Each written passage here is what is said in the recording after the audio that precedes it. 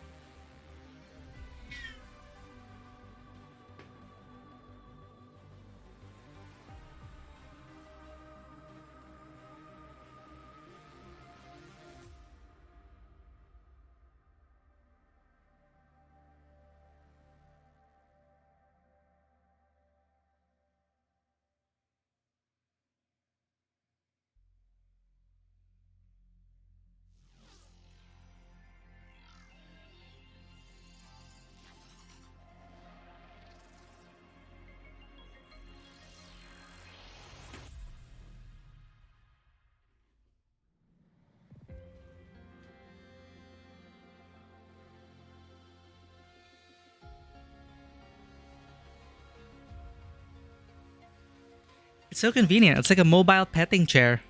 Thank you for always taking care of the pets, Bushu. And before we begin,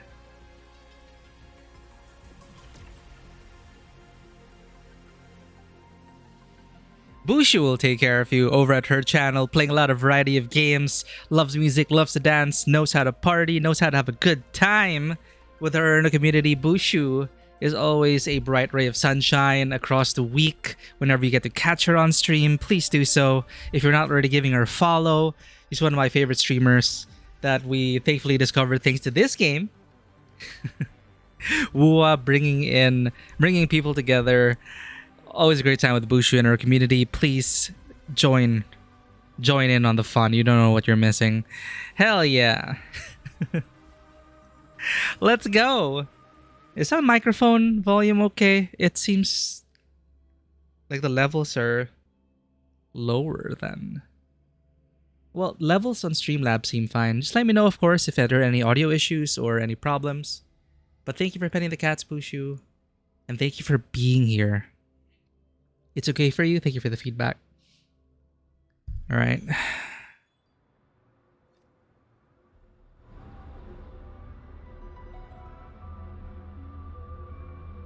We were doing our dailies yesterday.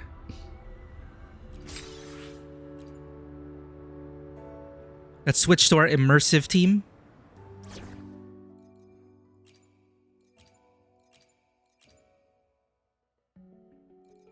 our Lahai team.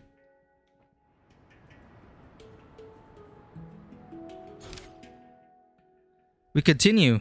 To the stars yet to shine, Lahai Chapter 3, Act 3, The Star That Voyages Far. Following the traces she had left behind, you pass by a calm and ordinary lake where the Exostrider and the Frostlands is waiting your arrival. I didn't expect to be here at this point in the story already. So early in the patch cycle. But we're here now. Not gonna miss the Woo stream. Thank you for being here, Bushu, wherever you are right now, whether that is in work or uni or at home. I hope you're having a good day. Look at these cute foxos. Zan, thank you for checking in. 37 times. Thank you for your dedication. We just started. You're on time. And you have been second 7 times. Doesn't this remind you of Honami?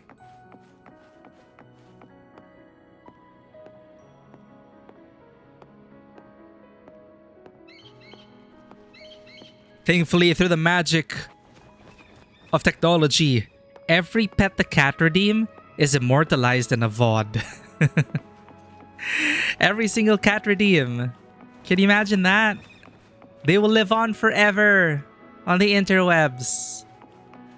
It's a nice thought. Oh, you may notice the colors are different. Well, they've been different since yesterday, since last stream. Because prior to the change in graphics filter settings, specifically like filter settings with the color grading and all that, there was a little fix that people would do to make the game look a bit more cinematic, and I didn't realize that they changed it in the last few patches. So we were basically back to default, which is kind of flat and everything, but you notice the colors, the contrast? This isn't actually default. So a recommendation that I found is to enable this. They give it the lurks in. So they changed the global filters instead of just straight up. Like, it used to be just this, right? And for whatever reason, the brightness slider back then didn't act like a brightness slider. It acted like a gamma slider. Anyway, it changed a bunch of stuff to make it look more cinematic and make things pop more. The fix was to like make your brightness 0. But they changed that.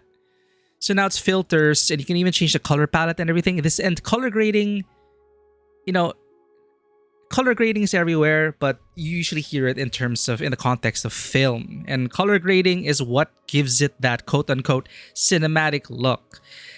What you see on screen is almost always never the raw footage. The raw footage is usually super flat to give room for color grading, and that's where the magic happens. That's what people usually say when they... That's what people usually mean when they say like, oh, it looks like a movie. It's usually because of the color grading. No matter what camera you use, lighting plus color grading makes you go a long way. That said, it also applies in video games. So your experience your graphical experience will really be different. Like, this is default. See, this is default. This is the default color grading. And it's not bad, but it's very neutral, which isn't necessarily a bad thing. It's what most people are playing on, default, because no one's really going to go into these features. But if you do want to like up the contrast a bit and just up the saturation just a little bit, it looks like an S curve if you were to go into the histogram. I forgot what you call it, but it just makes the image pop. It's a very popular thing to do to make things a bit more quote-unquote cinematic, and that's what Dystopian seems to do. A very subtle shift, but it changes, you know, the feel of the image. Other filters are here, but they're more for fun. Film, there's a bit of sepia, noir, very desaturated, wild, Seems yellowish. Cool. Cool kind of works here as well. But yeah, compare default to dystopian and vivid. Some people play in vivid, but I am more of a fan of dystopian. And I feel like this matches more with the default color grading they have in the cinematics. Because when they go into cinematic mode here, especially pre-rendered cutscenes, they have their own like color grading. Anyway, it's just a little tidbit. If people are wondering why it may look a bit different graphically, we didn't change any graphic settings except this. From default to dystopian. So yeah, this is just a little thing. If you like this image, try dystopian, and people have their own variations of it. You'll find a lot of it on Reddit, a lot of it online. People messing with the color palette, people adjusting it so that people adjusting the dystopian filter to their taste. So again, subjective preference, but I don't really want to mess with it. I'm not a color grader. I'm just dystopian, looks nice. I'll keep it like that. And that's why our image is more contrasty, just slightly more saturated, and it pops a bit more. It's less neutral. So I like that. So going back to the story, what happened last session, we had a very emotional scene, an emotional sequence of events, which subverted my expectations, and I think a lot of expectations, where, you know, we can't escape the fact that gacha games as a genre, the jokes are it's like gathering wives. It's not wuthering wives, right? Like everyone's a waifu, everyone's a love interest, everyone's potential gooner bait. But man, look at that. Look what a dystopian filtered. Sorry, I got distracted. But this scene is also it's a good example of how color grading changes things. Anyway, they subverted our expectations with the reveal that past Rover, actually has an adoptive daughter of sorts, or an apprentice. And that's Aemeath. I did not see that coming. That was a major plot twist in terms of like in this gacha game space, something we don't really expect. But they were willing to risk that to go there instead of just making Aemeath yet another possible love interest to pull for. It changed the entire dynamic and it introduced the concept to it introduced the fact that Rover has and had found family. And it's bittersweet because that is her past self. And Aemeath's dead. So it is a very emotional roller coaster, done very well, executed very well. And I was also... It also helped that... Like, if we're comparing the performances between male Rover and female Rover, your experience will kind of change because they do give slightly different performances. Female Rover tended to be very emotionally flat for me, but that scene still worked. And the actress, Jane Jackson, I don't know, like, I think this was one of her better scenes. The scene with past Rover, with young Aemeath, or Aemeath, and it just worked on all levels, and I just couldn't help but tear up. And I think it helps really develop Rover as a character, even that as our past self, and it completely changed our perspective of Aemeath and why she did what she did, who she learned from, you know, how she grew up, and that legacy, that things you left behind. That is just past Rover. That is past Rover's mission to save the world, to prepare civilization to take care of itself. Because we were kind of like a god entity from what I understand of the story. The Sentinels plus Rover were here to like save Solaris 3. And it was usually like we were like the time of the gods where people relied on Rover, relied on the Sentinel. But over time, as the burden started to get too much, and also as civilization was growing up, this whole thing about leaving the legacy, the legacy of passed over, the legacy of the gods, passing the torch on to the next generation, to the age of man. And you could all just see that, like, kind of compressed into that singular scene between Rover and Aemeath. And Aemeath just there as a little child, reassuring Rover that, hey, if you need to cry, I'm here. Cry with me. We're family. And we knew the fate of these two. That it also helped inform that scene. That we knew that basically Passover is gone. Memories are gone. It's a death in a way. Aemeath also is dead. So it's like, it is that moment, but that moment was just still so powerful for me. And I'm really hoping that the next half of the story is going to be, well, it's going to follow up on that emotional momentum and deliver a great story, not just in terms of emotionality, but also in terms of the lore and the story building, which I did not mention, but surrounding all of that, they've also been delivering very satisfying world building, which gets my mind racing, theorizing about, what is truly out there beyond the etheric sea, what is, where's Rover really come from, and it is just so satisfying. And as much as I like to talk about how pre 1.0 needs a lot of work in terms of the storytelling and retaining new players, it does a very terrible job at that. It's not representative of the current WoW. Again, it still introduces these concepts that are relevant today. And so that's why you can't really skip pre 1.0, but I wish it would be told in a better way. So hopefully Kuro gets on that. It's a similar situation with A Realm Reborn, Final Fantasy XIV. It is such similar feelings in terms of how they go all the way back to pre 1.0 lore, and it rewards you for having paid attention to the story, to the world building, to the concepts. If you read the glossary, if you did the side content, if you kind of understand the general workings of the world, though even if we're not meant to understand it fully, like what tacit discords are, what the lament is, all of that, the major broad strokes at least that you learn in pre 1.0 is coming into play now, and it feels great.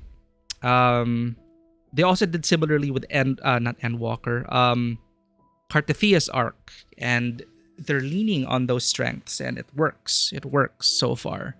And I'm just so proud of where Kuro is right now. Like, well, I don't know why I'm proud, but as a day one player,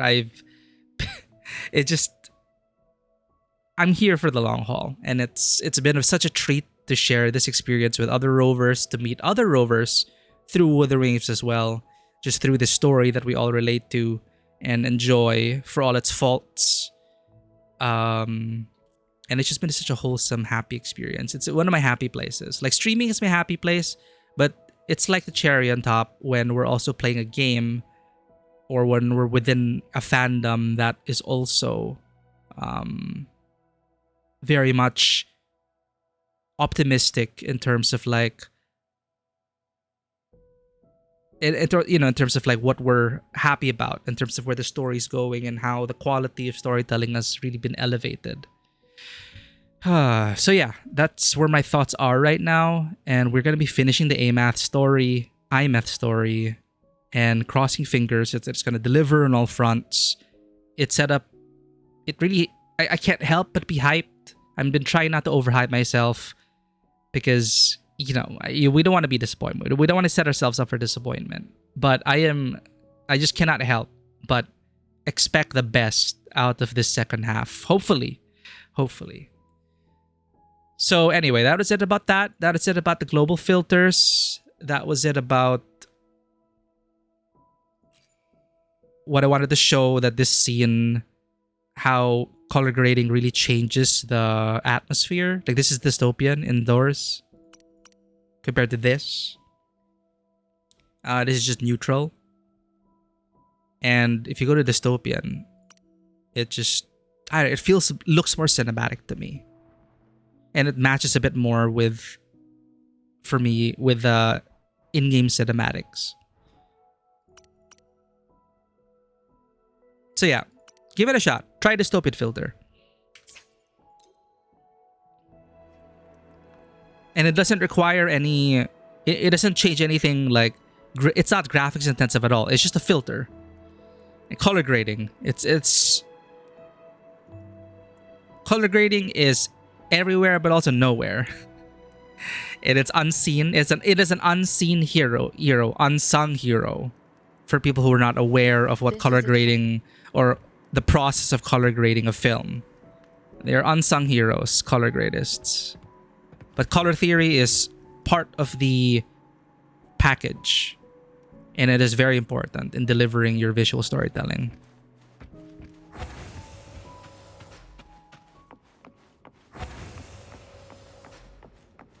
So we had a reunion of sorts. Two formerly dead people reconnecting with their past. And now we are being asked to head to the shore with Aemeath.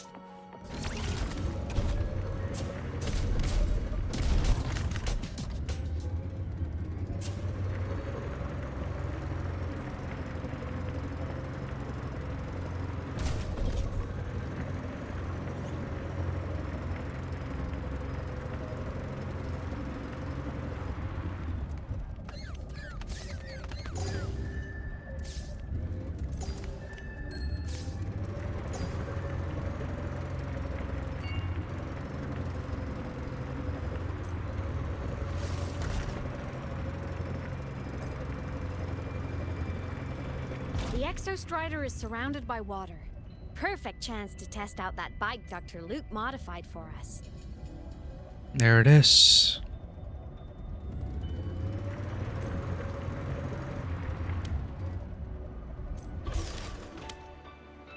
Oh, the seals.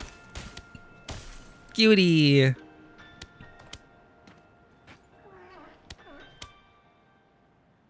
Are you ready for And the end already. You made it, Vivi. Apparently, are you ready for the end? Thank you for checking in, Vivi. You're just on time. Always ready.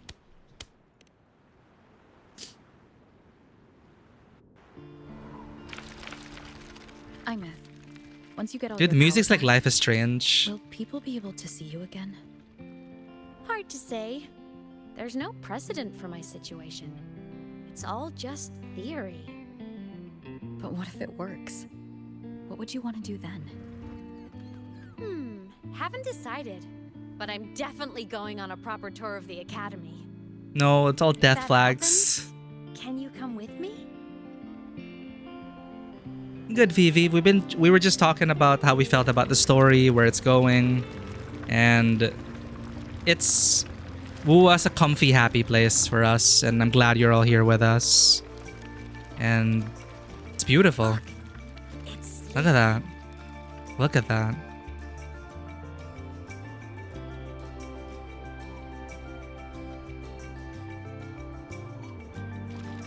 Hope your Valentine's Day preparations are going well.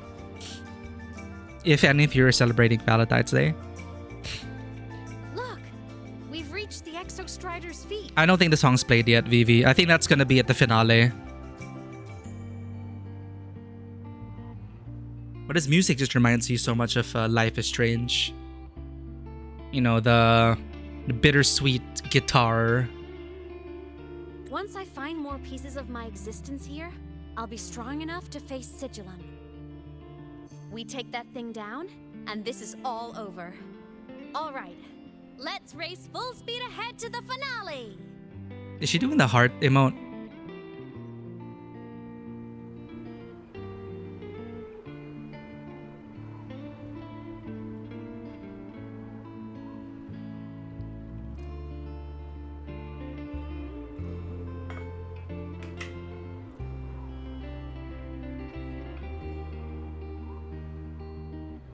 Oh, great.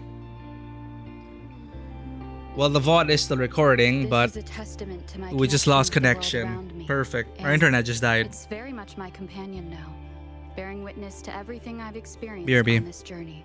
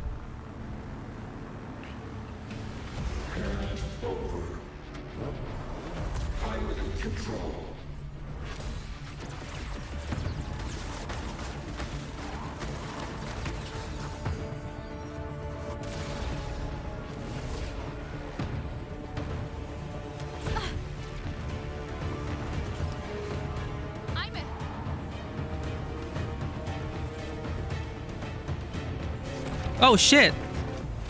She got absorbed for piloting control. I hope we didn't skip anything because we got disconnected. Ah, she got pokeballed! It's heading straight for the Exostrider. I have to catch up and get Aemeath back.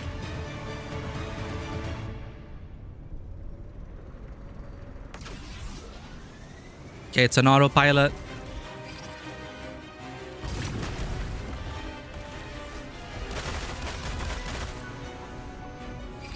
I really hope it didn't skip anything. Ow. Throwing up barriers to block my path.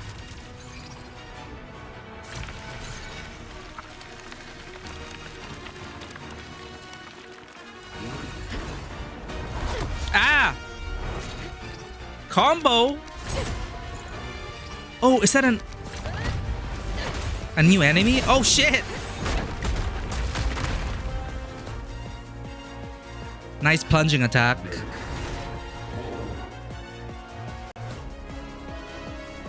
We're gonna fight!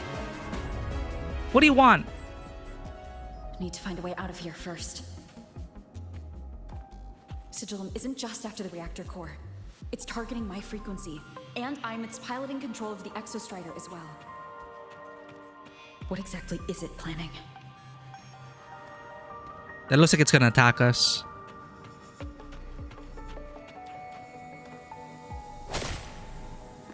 Oh. Whoops.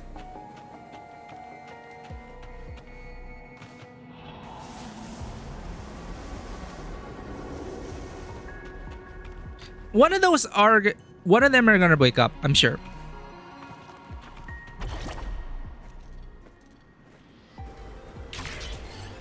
Well, maybe not now.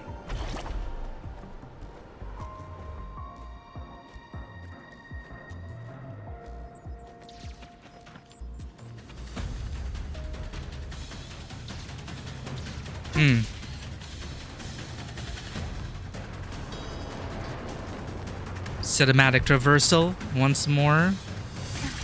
They're really leaning on this hard, huh?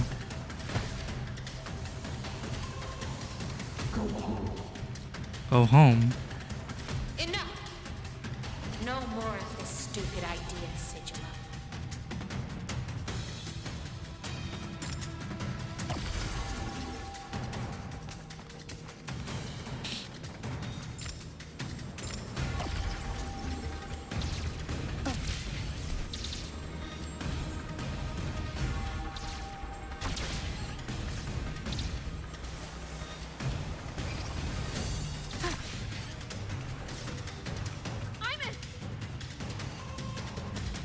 Welcome in, Manua.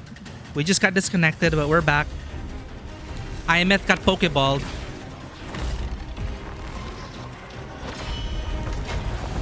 Oh, it's awake already.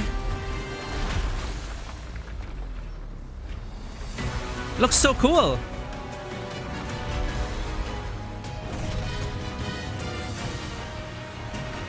If destroying you is the only way to protect her,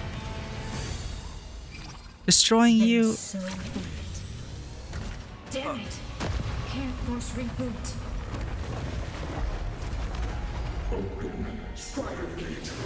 Oh shit, that's what it wants to do. I'm here. Don't even think about it. Aemeath can't fully control the Exostrider. She needs my help.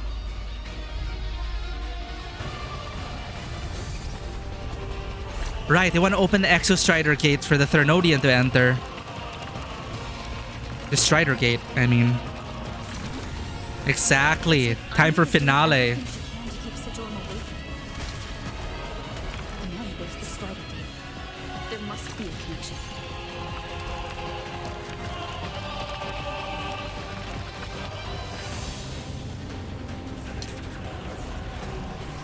There goes another bike. Or not. Oh shit. Smack.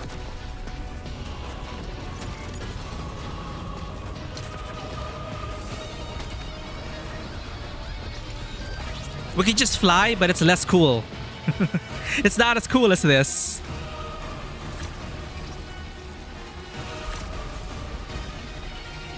It's already speaking more clearly now. I can't let it drain any more of her frequency.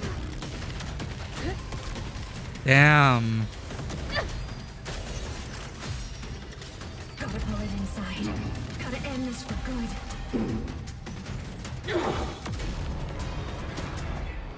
Oh, now we're flying. Alright, into the mech we go. Memories of the stars. It looks like the nihility. It's Acheron's domain.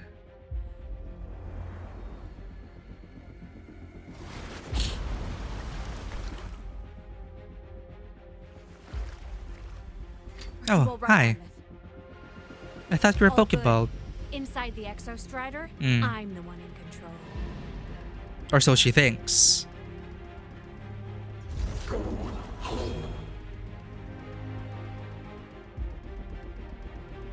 Is that the Exostrider wanting to go back to their planet? So, just go. Stay away from it, okay? Please. No, we can fight together. I'm begging you. Aemeath? What are we gonna do? We can just help you fight. Why refuse to go home? Oh, I'm at time.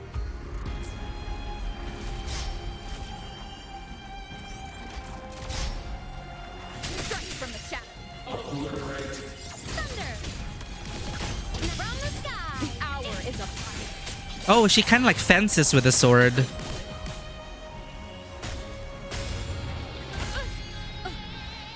I sense your weakness. No hesitation.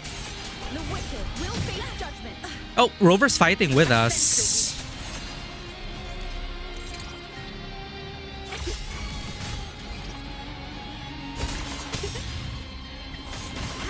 We can't do our ult yet. Feather drones Oh, it assemble. kicks so awesome.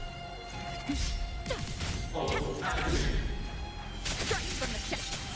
The wicked will face judgment. E. From the ghost.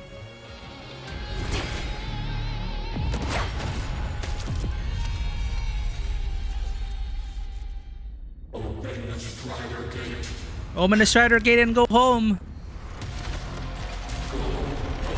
Actually, talk to Rover as well. Or is it Thernodian baiting us? Shut up! That is not home!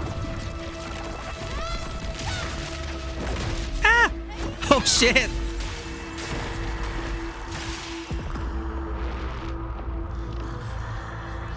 Uh-oh. What are you gonna I do? won't allow anyone. Ah, she's ascended! Apotheosis!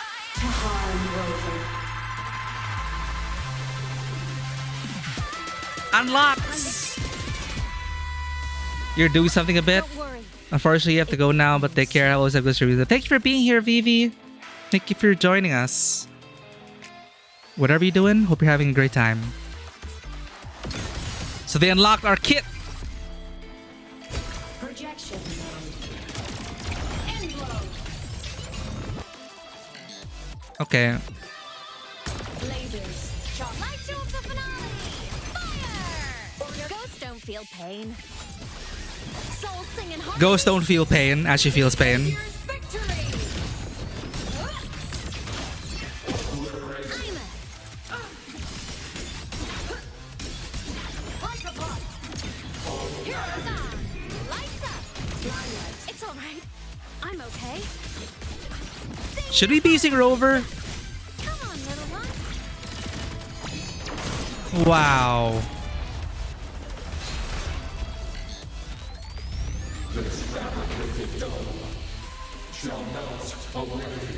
What is it saying? What melt away?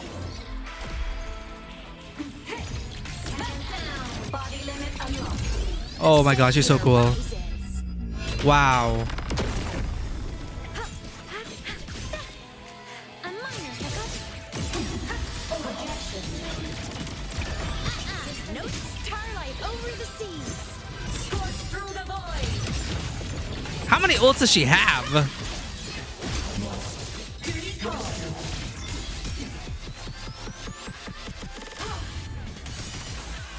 Lasers charged.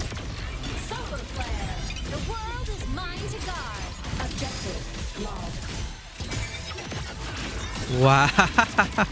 Heroes on! She's so cool. Check.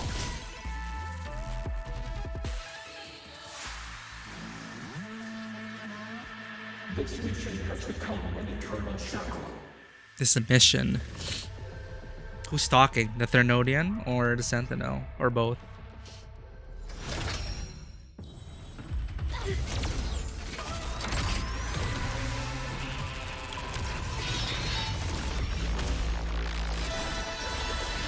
Huh? Ah! Is that a Strider Gate? Oh no! Your plans for Valentine's Day, buying ingredients for the brownies, making them later. Have fun baking, Vivi. You don't need to. Yeah, I think I got cut off before I said it, but whatever Valentine's Day plans you have, I hope they go well. You're not yourself right now. Have you noticed you're not yourself? Sorry, what are they saying? Important story bits while fighting. I need to pay attention. Whisper. I forgot how to play Havoc Rover. I didn't realize Aemeath is also low health. Hello?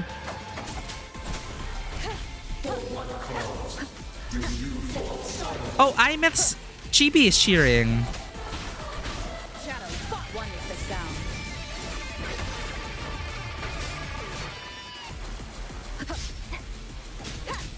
Show begins.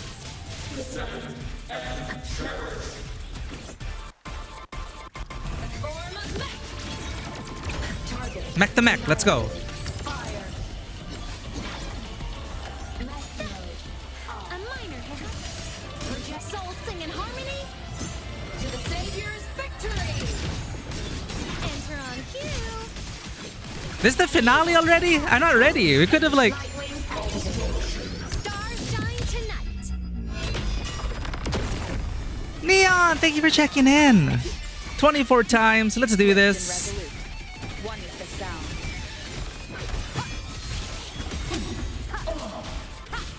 You will obey. Hope you had an awesome week, Neon. You're just on time. Nowhere to hide. Apparently, this is like the final boss battle. It feels like. What is that? Hello? Ah!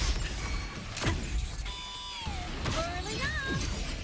We've also unlocked powers. Please Herald. Burst in light. Look at that. the night. No, come on, little one. Hey, At your command. Light arc. It's not even hitting. Hello? Unleash.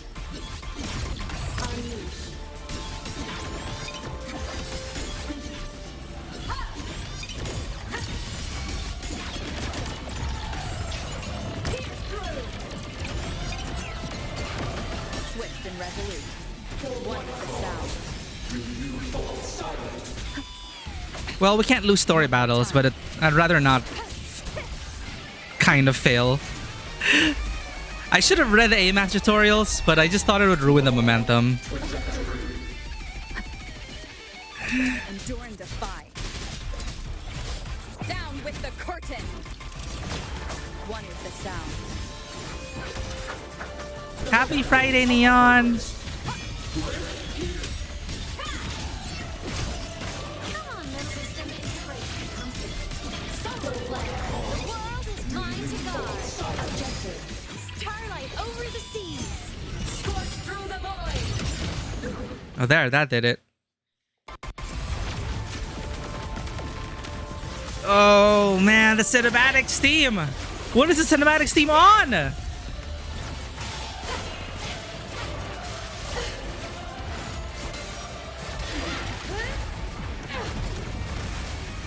Yeah, don't forget Rover. We're still in this fight. Oh damn, that the music, just that beat. Dude, that thing looks like it's straight out of Hello?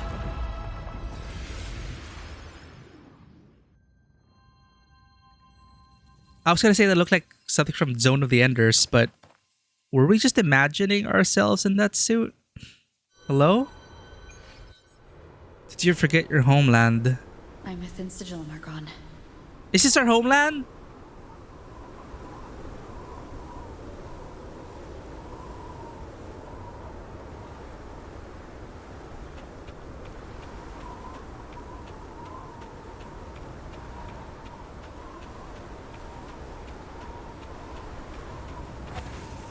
Oh my god, it's our homeland.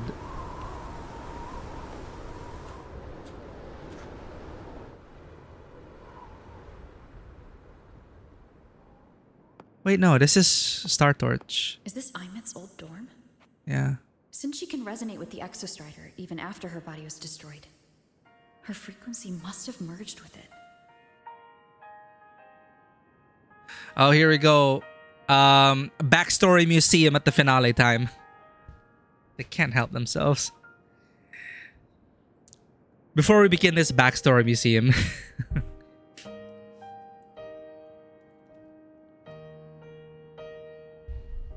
If you want similar cozy, comfy Black and Fart energy, just wholesome, recharge yourself vibe, hopeful time, hopeful energy, you'll find this in Neon's place every Friday. Best way to wind down your Fridays. Safe for work, wholesome, creative streams. Isn't it so incredible?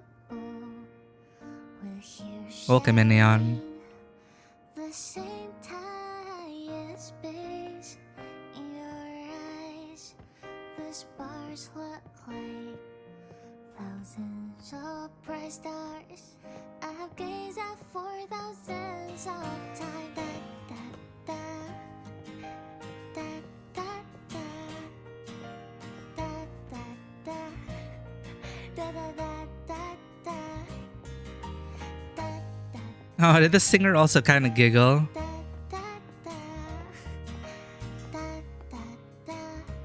Everyday life. What?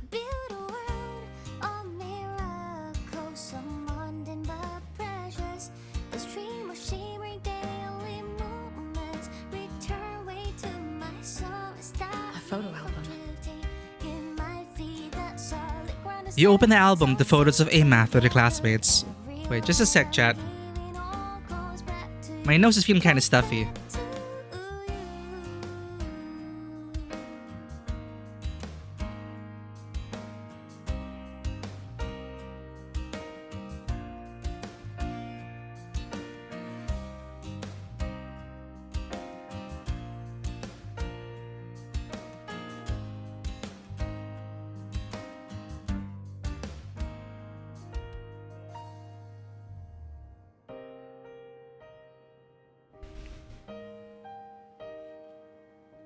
Yeah, but this song, everything about it.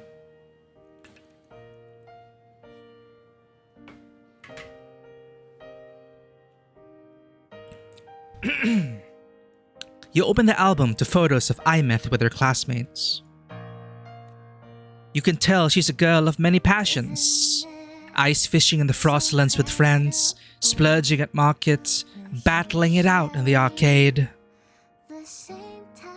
But away from the camera's focus, Aemeath seems elsewhere, quiet, lost in thought.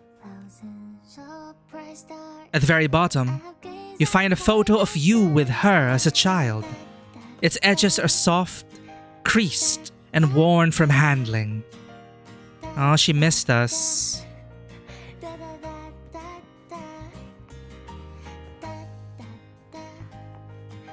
The fact that they're including the singer who sounds like they're just giggling or trying not to cry. The little imperfection in the singing just really adds to it. Oh, I can inspect this. Eh? This looks like a projector.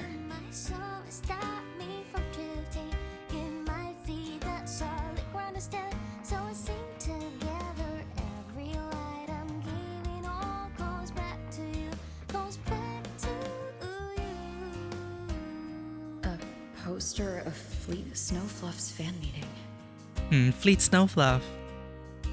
The poster's neatly stuck into the wall, but the bottom right corner hasn't fully adhered. You lift it gently and see something scrolled messily on the back. I'll do anything. Guess that means I don't really care about anything. Singing, piloting the Exostrider. It's all the same. I don't care. Oof. But saving the world. Will I ever see the day? I am Aemeath, the Academy Star, a synchronist, a savior. Please, Don't look look for at me. Isn't it so incredible? Of course we're gonna look for you. We're here sharing the same time space. In your eyes, the sparks look like Why could we inspect that? thousands of bright stars. I've gazed at for thousands of time. Da, da, da, da, It's a synchronist pod. da, da, da, da, da, da, da, da. Oh, that is abrupt.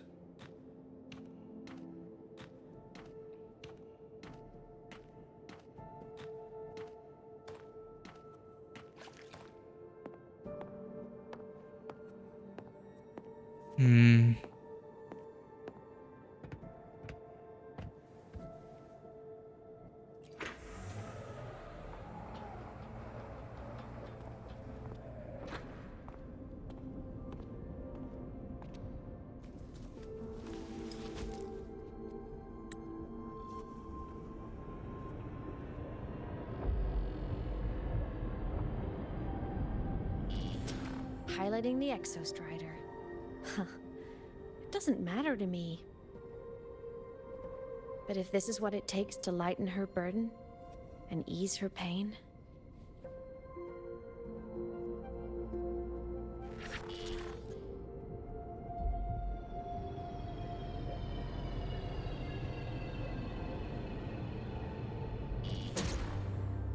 saving the world. Huh. Nothing but a pair of shackles. Heavy, eternal shackles. Well, can't escape those thoughts. What's important is what she did, what she's doing, what she will do. She can't ever know this. I must keep this secret. Bury the truth deep.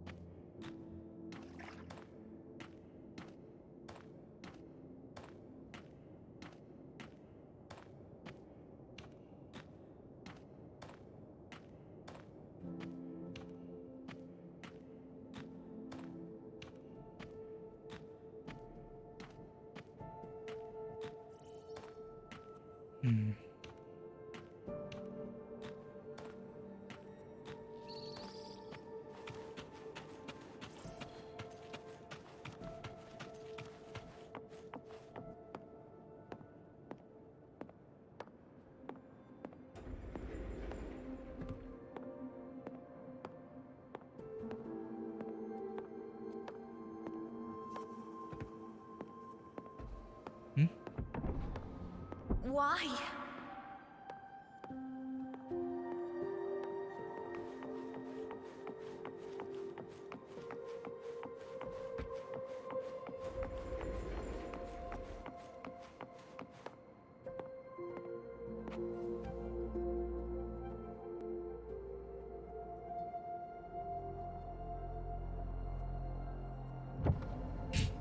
Was she promoting the school? It hurts.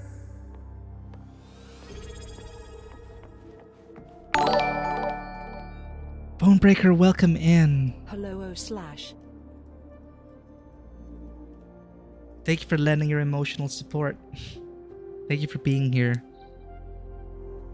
Thank you for being here throughout all the years. 33 months, 11-month streak. I appreciate it, Bonebreaker. Hope Chronos, the new Dawn, has been treating you well. And friends, if you've not already checked out Bonebreaker, one of my favorite streamers on the platform. We've been through so much over the years. Does someone need a hug? Not yet, but maybe soon. But thank you for being here, Bones.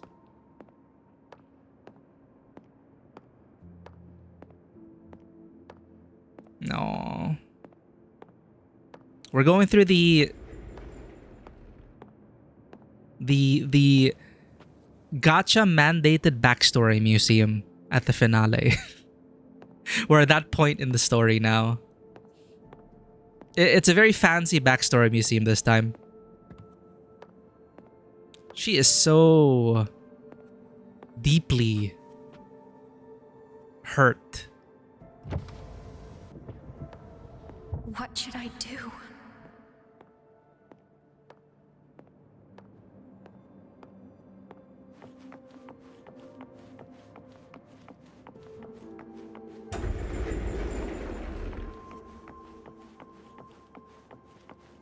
In pain.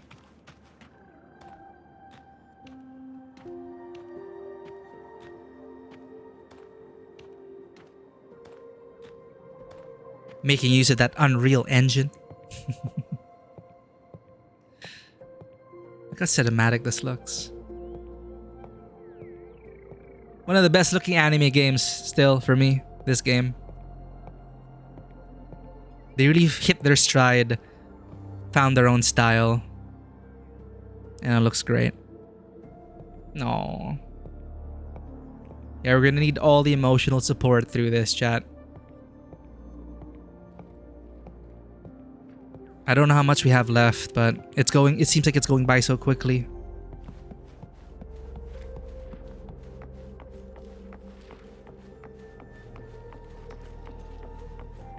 You know, she's so pink and bright and popular and perfect, but deep down inside, she's just broken. I can't go back. The one who sighs.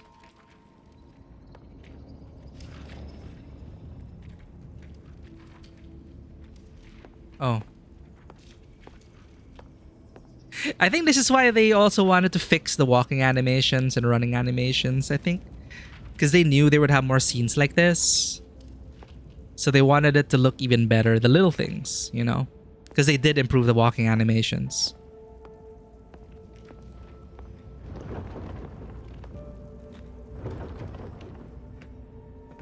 And climbing stairs animations. I see now. The directors saw the old animations and they were like, nah, we need to fix this. No, we need to improve on this. So now look, it looks so much more natural. Because I'm forced to walk. You can't run here. Oh, no, you can. Never mind. But I felt like walking was appropriate.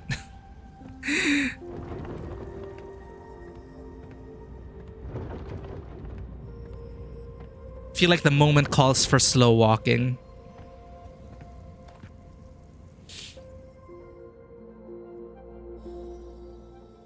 Alright, what's next in the backstory museum?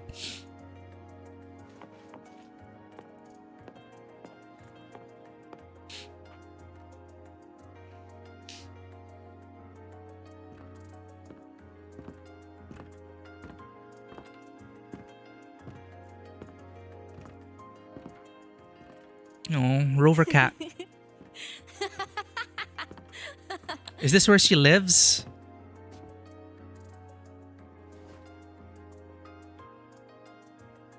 Why are you laughing? Oh, are you talking to me?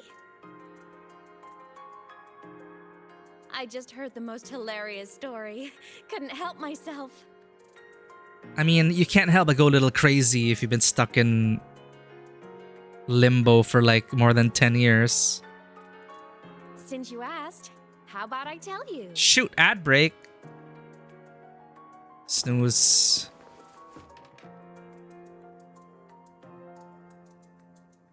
Once upon a time, there was a black cat who set out to save the world.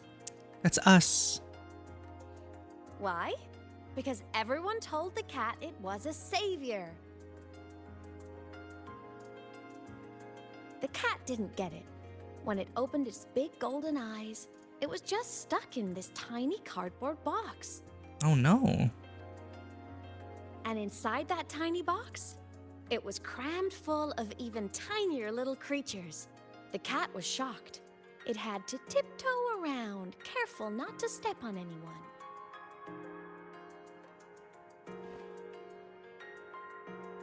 These tiny creatures, even living in their tiny box, had so much misery, so many disasters, constantly just waiting for the other shoe to drop. Oh wow, she's losing it. Please save us, they begged the cat. And of course, the cat agreed. Boxes within boxes. Even if they hadn't asked, the cat would have helped anyway, because that's who the cat believed it was, a savior. And so the cat took up its sword, always fighting, always talking, always roving.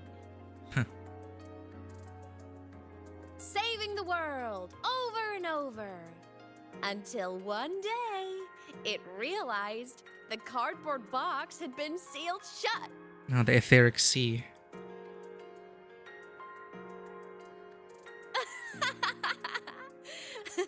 Isn't that kind of laughable? She needs a hug, chat. She needs more than a hug. But, you know, it's absurd.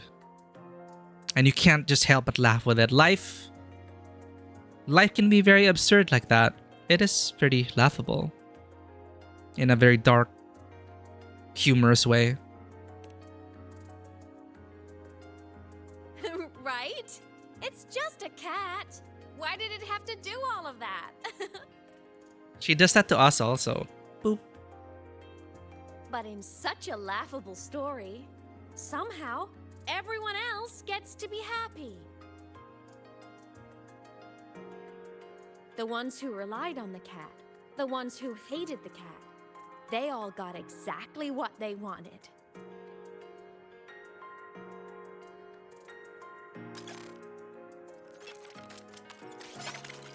But what about the cat?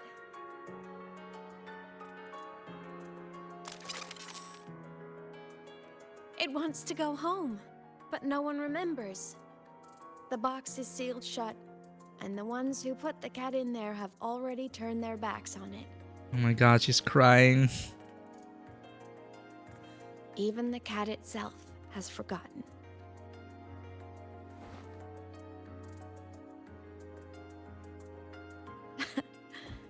Isn't that so absurdly laughable? Yeah, as she said, absurd.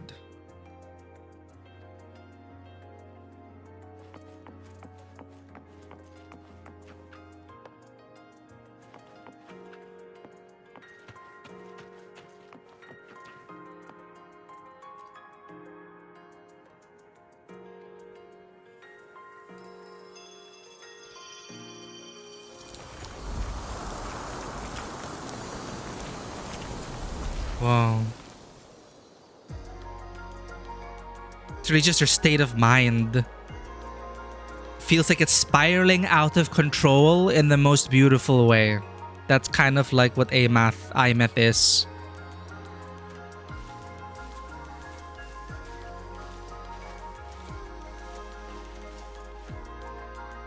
And all of this just a representation of her state of mind. Her state of heart.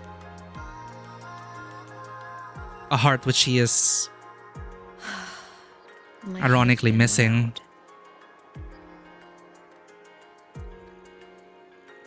There's this question that just spins and spins up. I still don't have the answer.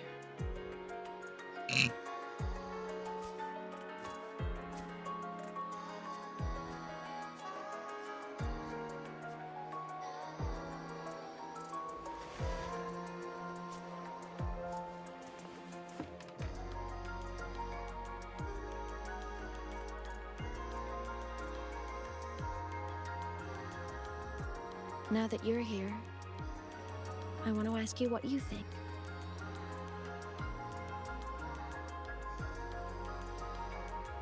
That person is Thanks my for the lurk, family. Vanwa. Family is supposed to look out for each other, protect each other. So I want to do something for her. She doesn't say it, but I can see it. All the stuff piled up inside her. But what about you, Aemeath? The more you hide, the less you share. It's exactly the same with Aemeath. We're like the same. But I saw her recently, Who saves us? and I think she seems more carefree than before.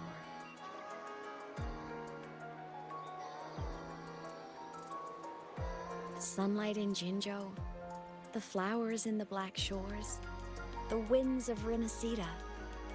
She told me all about this new journey. It made me happy, truly happy for her. I guess forgetting can be a blessing. If you don't remember something, it can't hurt you.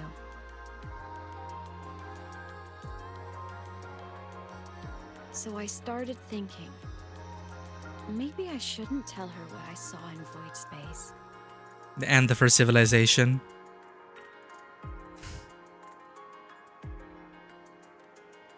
Is it best not to remember? All that pain she carried about her home. It's gone now. Exactly. Why bring it back? Well, she has no one to share it with. That'll just drive her insane. If not knowing is happier, why ruin it? She's witnessed the deaths of civilizations.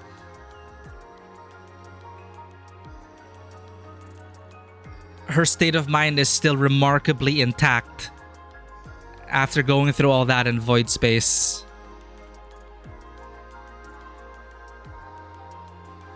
If not knowing is happier, why ruin it?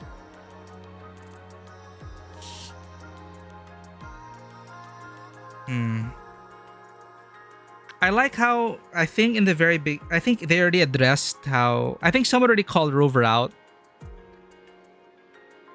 saying how, from a certain perspective, her erasing her own memories and restarting was a very selfish thing to do.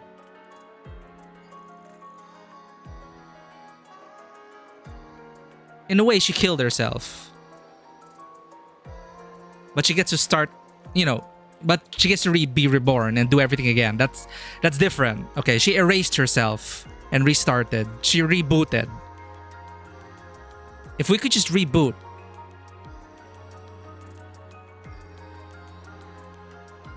It's tough. You can't just... If everyone could just reboot and forget, then we would never learn and never grow. If we keep doing it. I don't know. Thanks for the care package, Bushu. But that's the thing. Would that matter if everyone was just happy?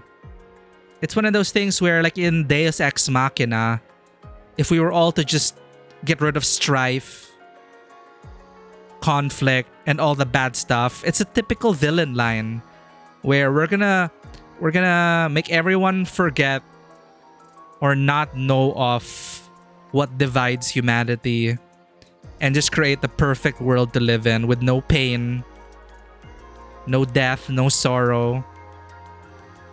It's a very villain line to toe.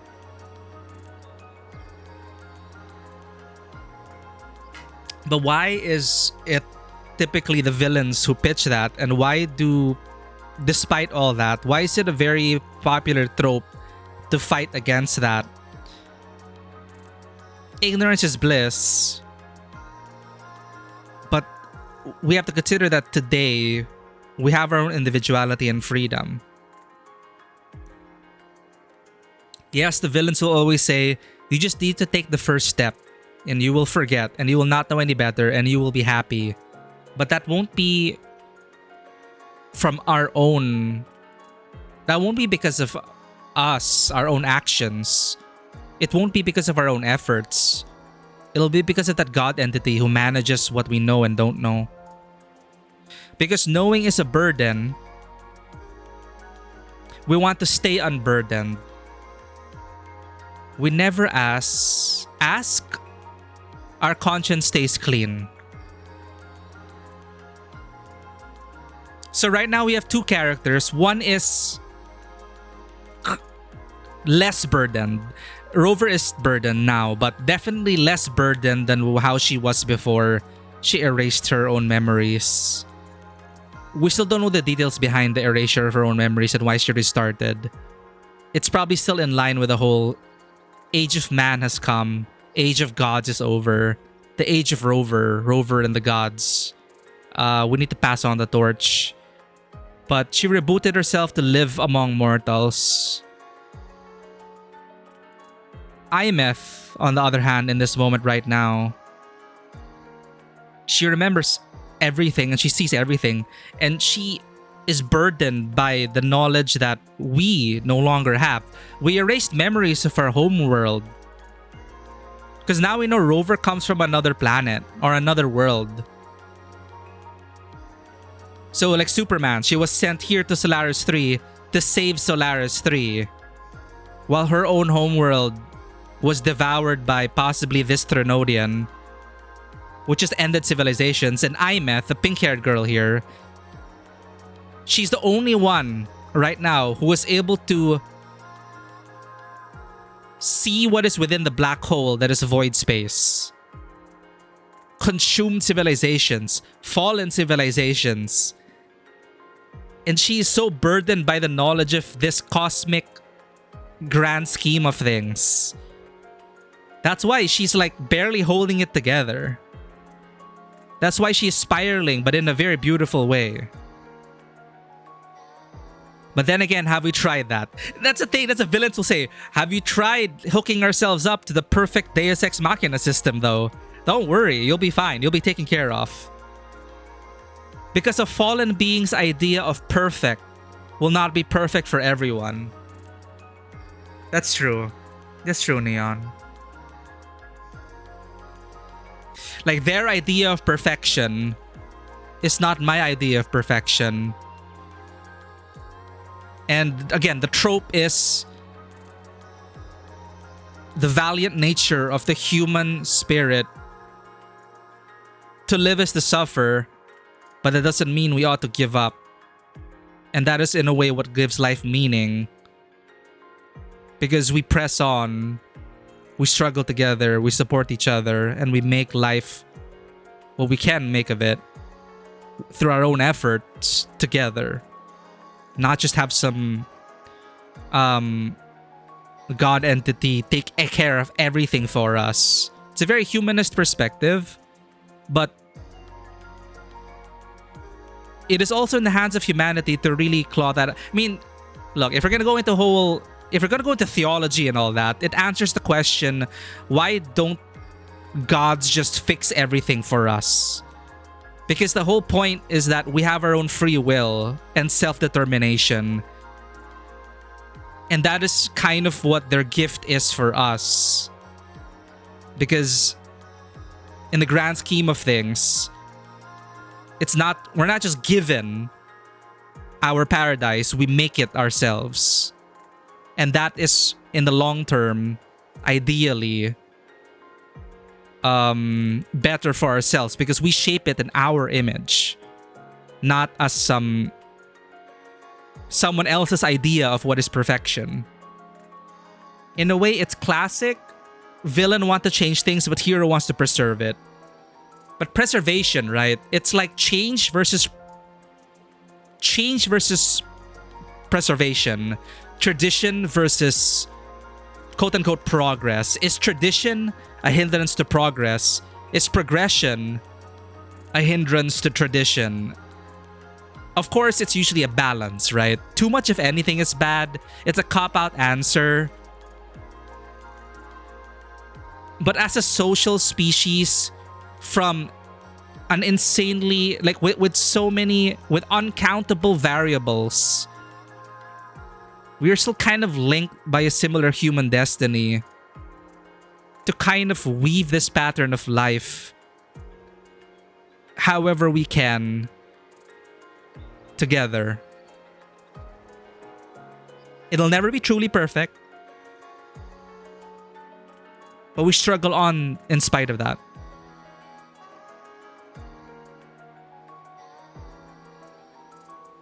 I thought we were in school.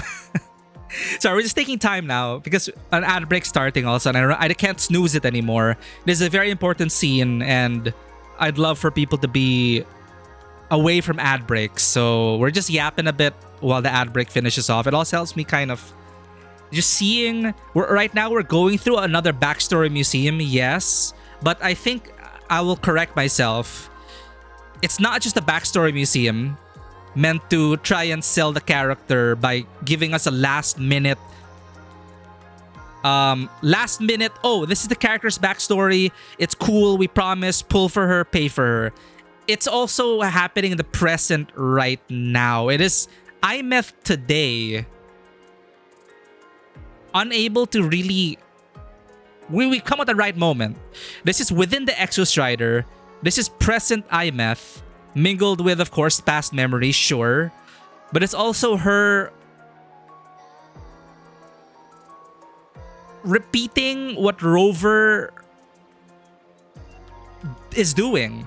Like, Rover's all about saving those people inside the box. The cat story in the box. The box being Solaris 3. The greater world out there. But all we can really save are the people in that little box. What's the point of it? And that's why it's so absurd. But Rover does it anyway. Rover did it anyway. Who saves us? But yeah, so it's Aemeath right now.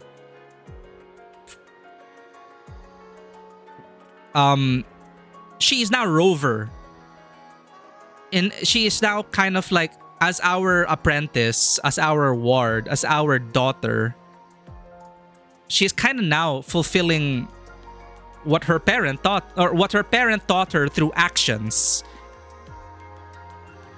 Rover says a lot, but she doesn't follow her own advice.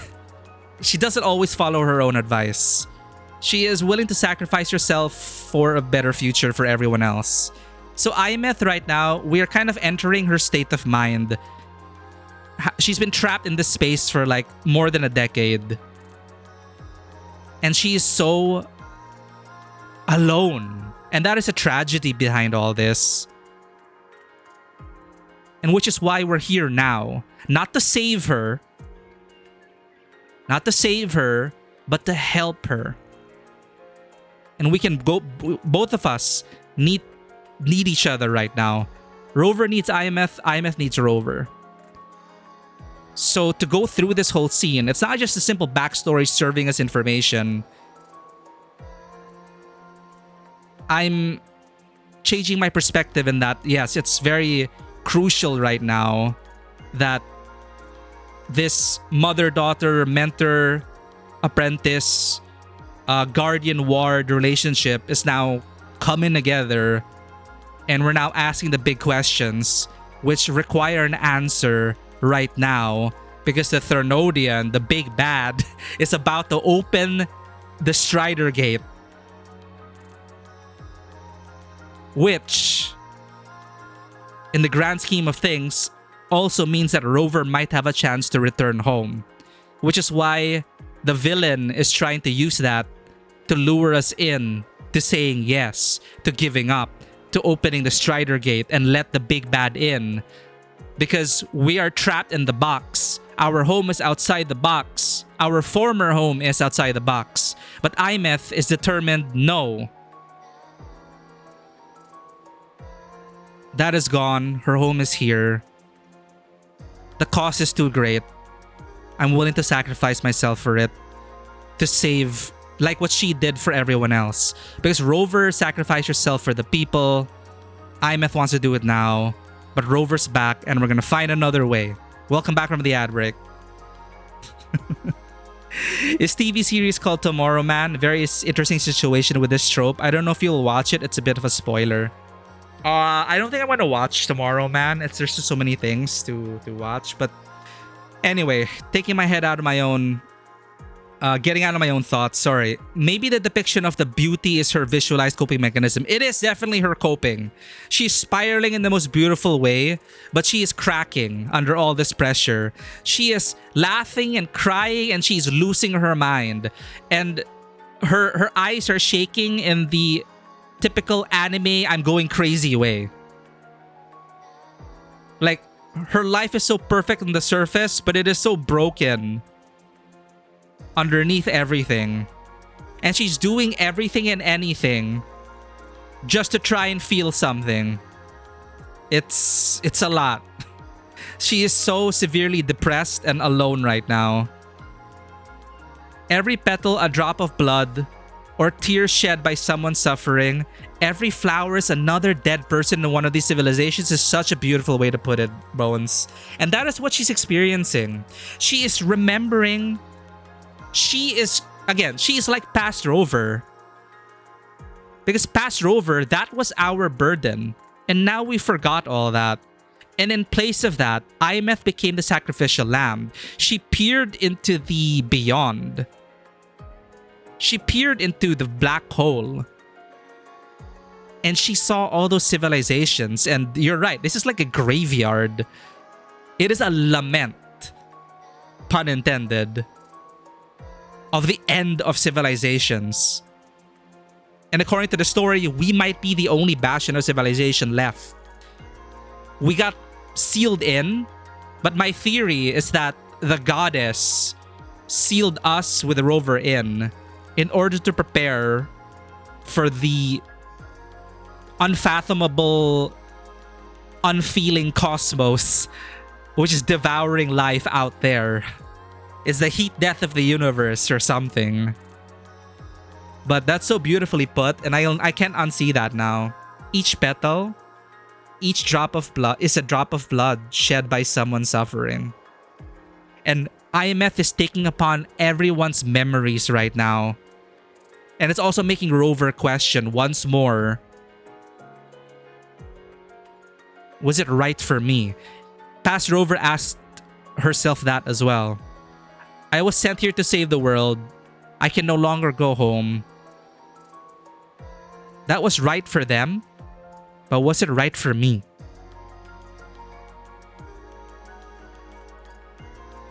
How did we reach the end of the universe from school? And what's funny is this is all taking place in like an academy setting, right? We're learning. We're pushing boundaries. We are trying to dissect the unknown. We are trying to understand that which we cannot know, but we are still trying to understand anyway. And is that not life?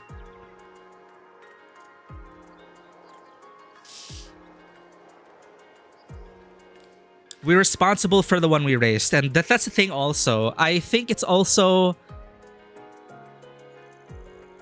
an inevitable... You could see it as a betrayal. We adopted Aemeath, right? But we had to save the world. And it brings to mind the whole... Can an adventurer, can a superhero really become a parent that is there for their child. We helped Aemeath grow up, but we also had to leave her. Thank you for the care package. But now we left her with this. So we're also kind of responsible for her. In far future, there's a digitized dude who wants to send people to Mars in order to rescue them from an Earth that is dying. He is leading the group of humans, preparing them for the ride. Later on, it turns out he wanted to digitize all of them to look, and it looks like a Martial colony. So it's like the most fatal white lie. It's like, yeah, I'm gonna take you all to Mars. He ain't lying. But did they read the fine print that it would be a digitization of them? I still don't think the Soma dilemma of digitizing our consciousness.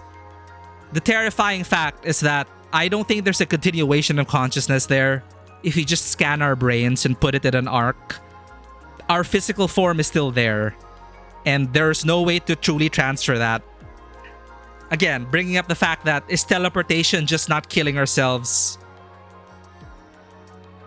and there's no continuation of consciousness. Anyway, that's a whole other discussion. You need to do something, but you want to watch a stream. Oh no, we've been yapping too much. But just being here to push you really helps us. Thank you so much. It's helping us unpack all of this. He thinks that he wants to save humanity, but he just wants to build a perfect dystopia, right? It's his version of the future. But the thing is, will those copied people know any better? Right? Like it's today. We could be in a simulation. We could be living in a simulation, but we don't know. We don't know. We don't know. I recall there's an alternative universe Superman and gave up his powers because he had a kid.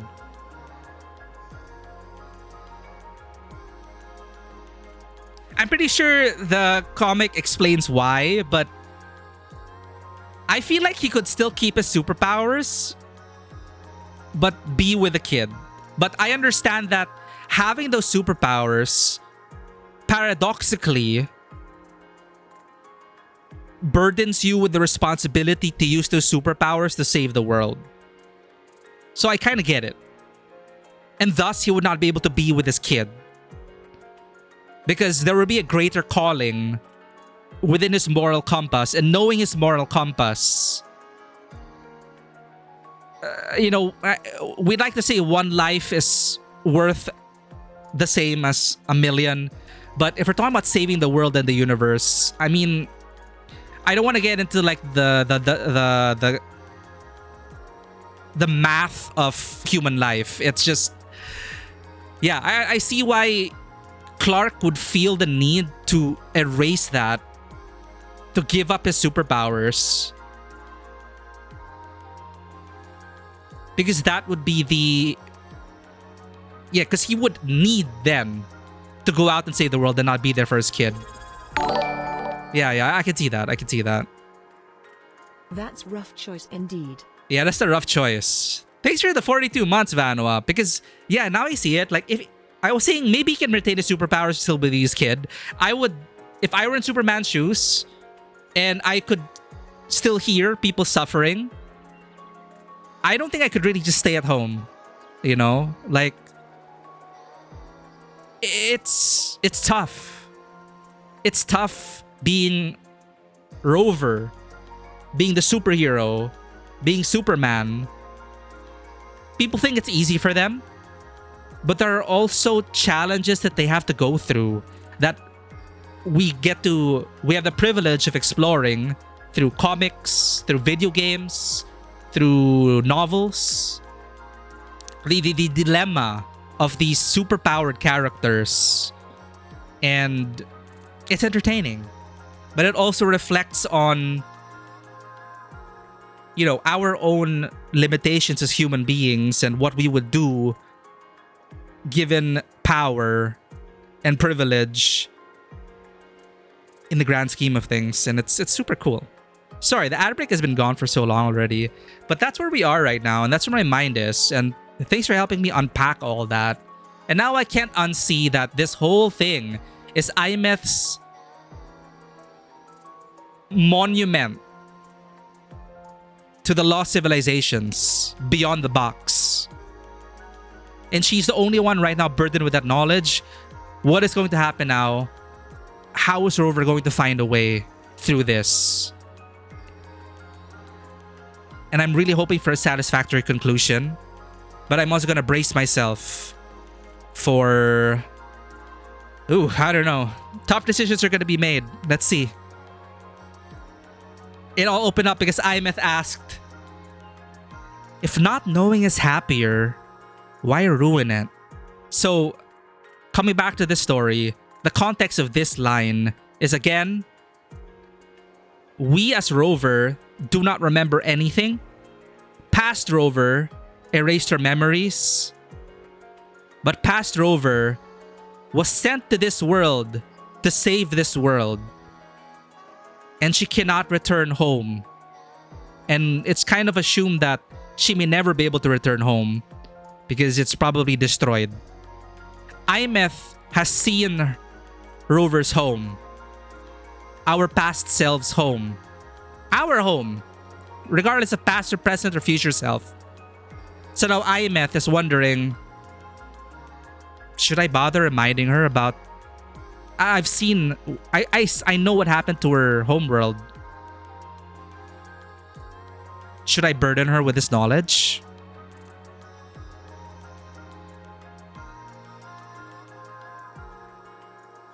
I think people need to know the truth. But there's a time and place for it. But eventually people need to know the truth. Even if the truth destroys that happiness? I can't.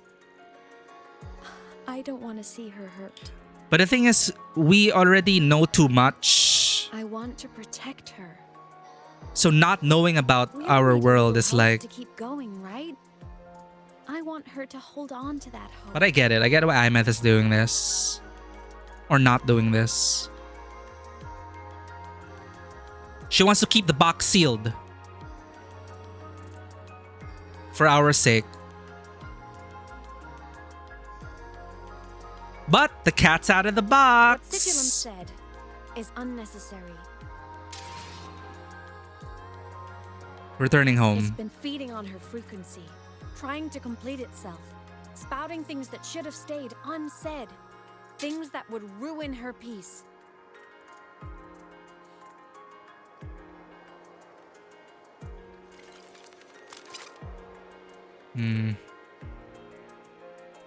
I must destroy it before it spills the truth.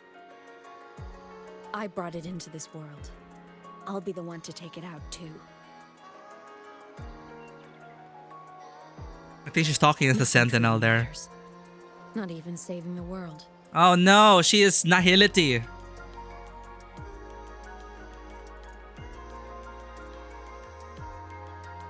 Nothing truly matters, not even saving the world.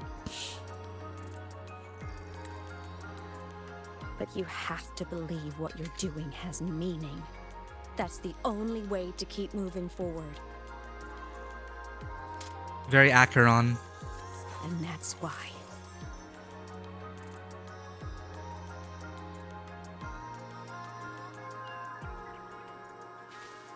But yeah. Bones put it so beautifully.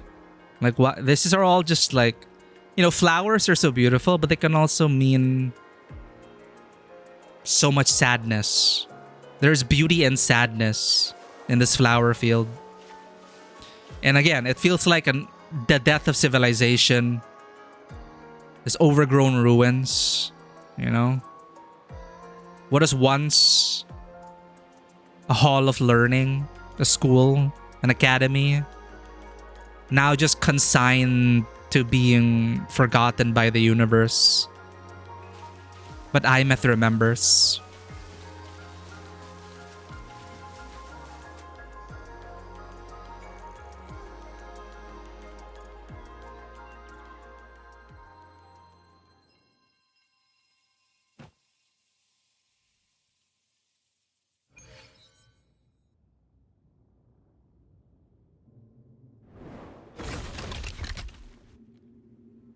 And what's this though? Why is Rover? Why is there a rover in the mech? Or it's just a river? Ah, okay. It's a energy copy. Oh, because they've been stealing our frequency, so that's why it's our Stop, image. Aemeath. Oh no, that choice, I chat. told you to stay out of this. The response.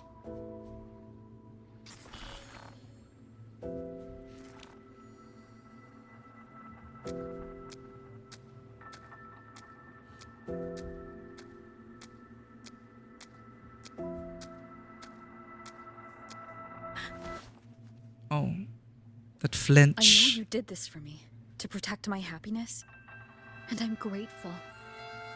But it's over now.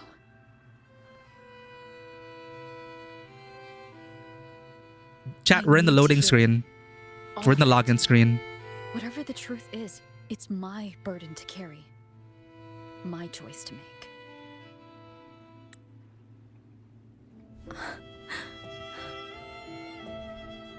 Carrying this on your own hasn't been easy, has it?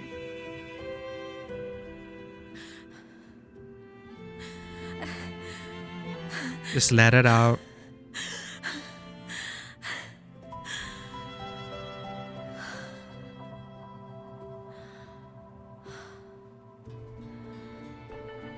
It's like FF14 and Walker all over Do you again. really want this? Even if it changes nothing. Even if it only weighs you down. It'll weigh us down at first, but we'll lift each other up. Things only weigh on us because they matter. That's a good way to put it.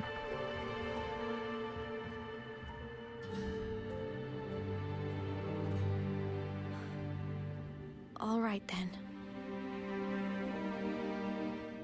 Back when we lived together, you once told me you'd come from a faraway place. That you were on Solaris to carry out a mission. Current research suggests the Exostriders and Sentinels were made with technology from the same civilization. I think that civilization is the faraway homeland you spoke of. Sentinels. Yeah, as predicted. You never spoke of it to me or anyone else again. So I kept it to myself. Until I died and slipped into void space as a digital ghost. As I wandered through the ruins devoured by the Threnodian, I stumbled upon a faint frequency. Your frequency. Time is chaotic inside void space. There's no telling when it had been devoured. But I could feel your warmth in it. After so long without you, I couldn't let it go. I kept it with me. Guided by its strange connection to other frequencies, I traced my way through countless overlapping spaces until I found the remains of an Exostrider. Or light and That was darkness. when I realized that Exostriders were built to transport Sentinels. Oh shit. They trekked through stars to deliver Sentinels to Solaris. Holy shit. Until, during one jump, the Threnodian Aleph 1 must have noticed them. Again, it's big lore drops, but very emotional. Its An hunger had intimate festered story. for so long that not even devouring the entire universe could sate it now. That frequency then led me to another relic consumed by the Threnodian. A creation built by the same makers of the Exostriders. Okay, again, there's so many lore drops. Another relic consumed by the Threnodian. A creation built by the same makers of the Exostriders. And the Exostriders were to deliver Sentinels. Wait till then with another relic. It was beyond my understanding. I could only guess its purpose. A communication satellite. Communication satellite. And Within its ruined shell, I discovered frequencies tied to you. From those fragments, I saw the messages you sent home. Not about your mission, but full of longing.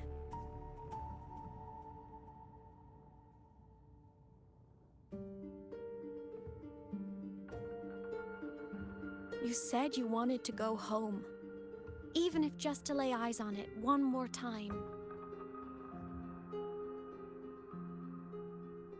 But their reply was a rejection. Because it wasn't part of your mission. Because it was unnecessary.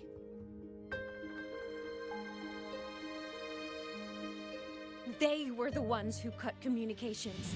They ignored every wish you had outside your mission. They forced you into this life of roving. And still, you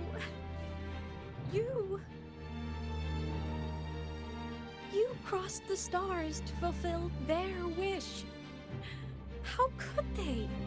How dare they treat you like that? In that moment, I was drowning in pain. I didn't know how to help you. I didn't know if I should tell you. I didn't know what future you'd even want. That's when your frequency I'd been carrying with me, it was corrupted by the void matter. It tore through my power, and Sigilum was born. That's how the Thernodian gets you. Through those cracks and vulnerabilities. It was born from my mind. From all my worries, my fears. Everything I imagined you'd suffered. At first, it acted on nothing but the instinct to go home. It craved your frequency, trying to make itself whole. Or is it the work of trying the to seize Thernodian? access to my piloting control. No, it's not the Thernodian this time. It really is a product of Aemeath's longings. I get that.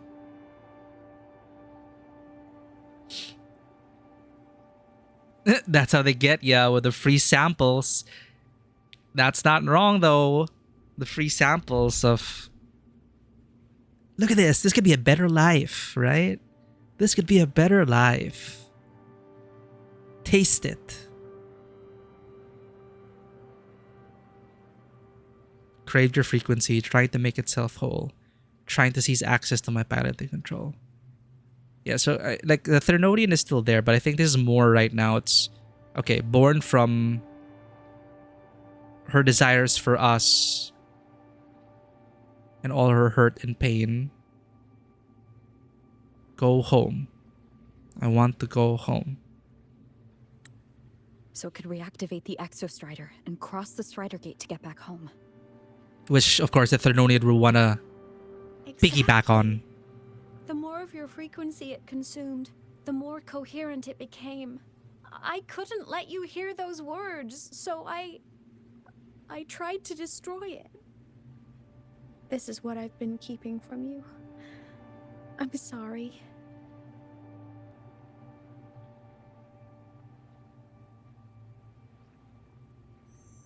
The Thernodian waiting on the sidelines. Gate opening?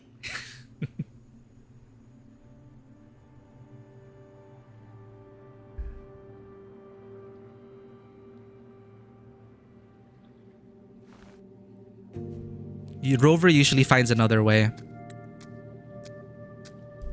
I'm glad you chose to tell me this, Aemeath.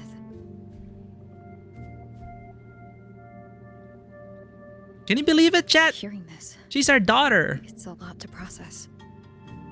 I'd be lying if I said it wasn't. I just need time to figure out my next move. This homeland of mine. Even saying it feels strange to me. But don't worry. The journey I've had since losing my memories, the hope I found, that's mine to keep. No one can take that. Saving the world. I never saw it that way. The people and civilizations I met, they saved themselves. I was just there to help. That's true. Jinzhou's soldiers fought through retroact rain till dawn. Aww. Black Shore's bloom bearers ran themselves ragged across distant lands. Renacita's factions all dared to defy the dark tide. Oh, Cardathia. High Roy's people never stopped reaching for the stars. I'm no savior who fell from the sky. And no one ever saved themselves by waiting for one. There's been plenty I couldn't do. Losses I couldn't prevent. Sacrifices I had to It's the most accept. emotional rover we're seeing. But I'd do it all again. Every bit of it. If this was a mission from my past, I'd be lying if I said I didn't care what they thought of me now. But that's a question for later. Right now, we have more important threats to face. And the fact that I choose this path even without my memories, that tells me this is who I am. I can't stand by while the lament brings suffering. I care about this world too much.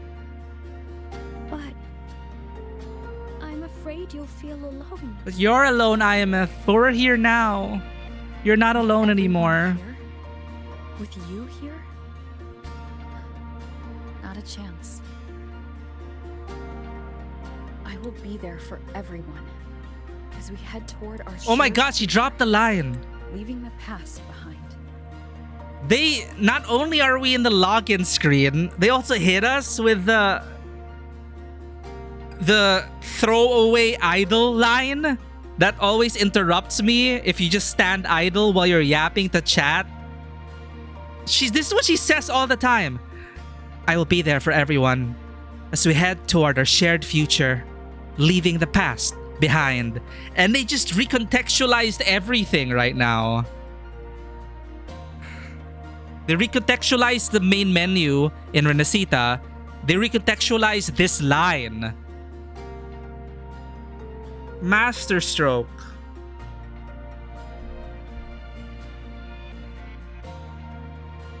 Incredible.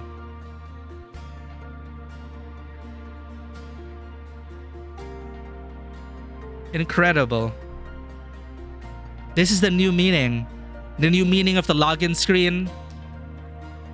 The new meaning of this. These are remnants of past rover, things you just say instinctively. The memories of the login screen. But now recontextualized today. Now. With our convictions. With our friends. We will still be there for everyone. As we head toward our shared future. Leaving the past behind. This is incredible circular storytelling. Holy shit. Not circular, it rhymes. What did George Lucas say? It's like poetry, it rhymes. New meanings. This is what we take from this. I was also gonna comment on how Aemeath is just so cloaked in shadow, but her eyes refuse to stop shining. But again, masterful use of visual storytelling also with the lighting, how we're all in shadow, but look how beautiful it still is with the aurora borealis, with the stars gently falling. It's, you know, the night can be so terrifying, but can also be so beautiful, especially if we share it. I will be there for everyone as we head toward our shared future, leaving the past behind. I will never hear that line the same way again. Incredible.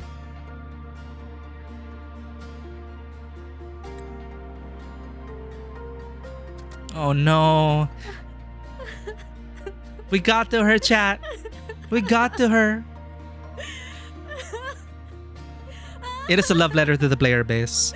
Like the login screen, the journey so far. So far, the stories have been like love letters to people who've been here since day one. And also, for people, new players coming in. Like, welcome to Wuthering Waves. It gets better, we promise.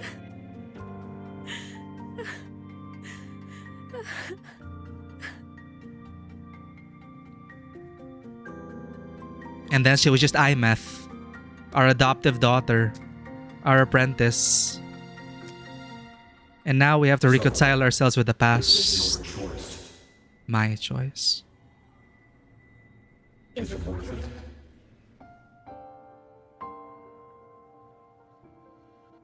I'll decide the worth of this mission, not them. The meaning of the path ahead is mine to decide. I know where I'm going now. That's what matters. Not where I started. Then keep going. No matter what.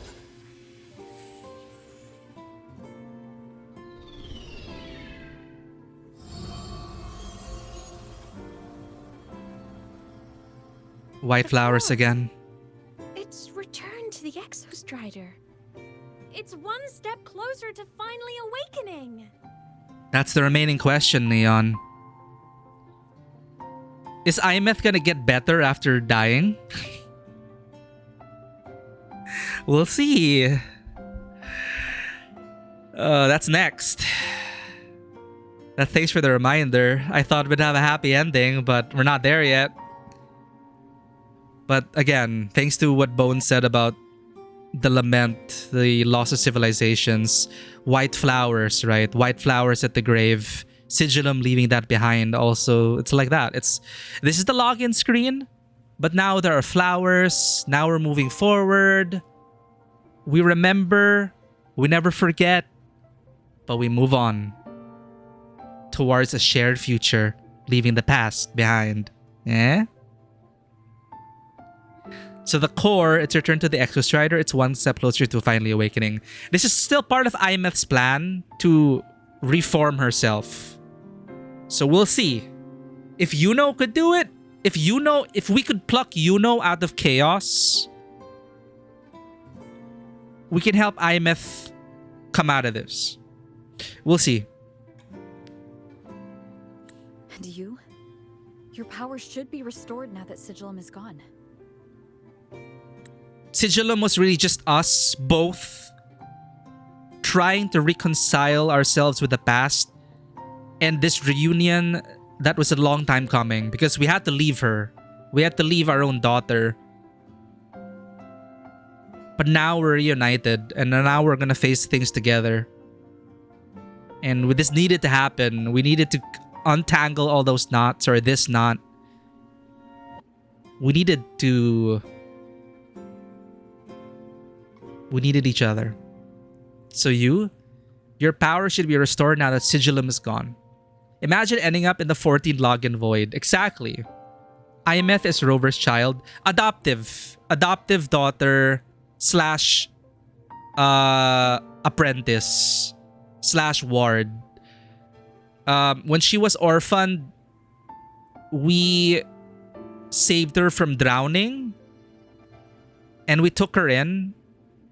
And we took care of her until we had to leave and save the world. So that is an utter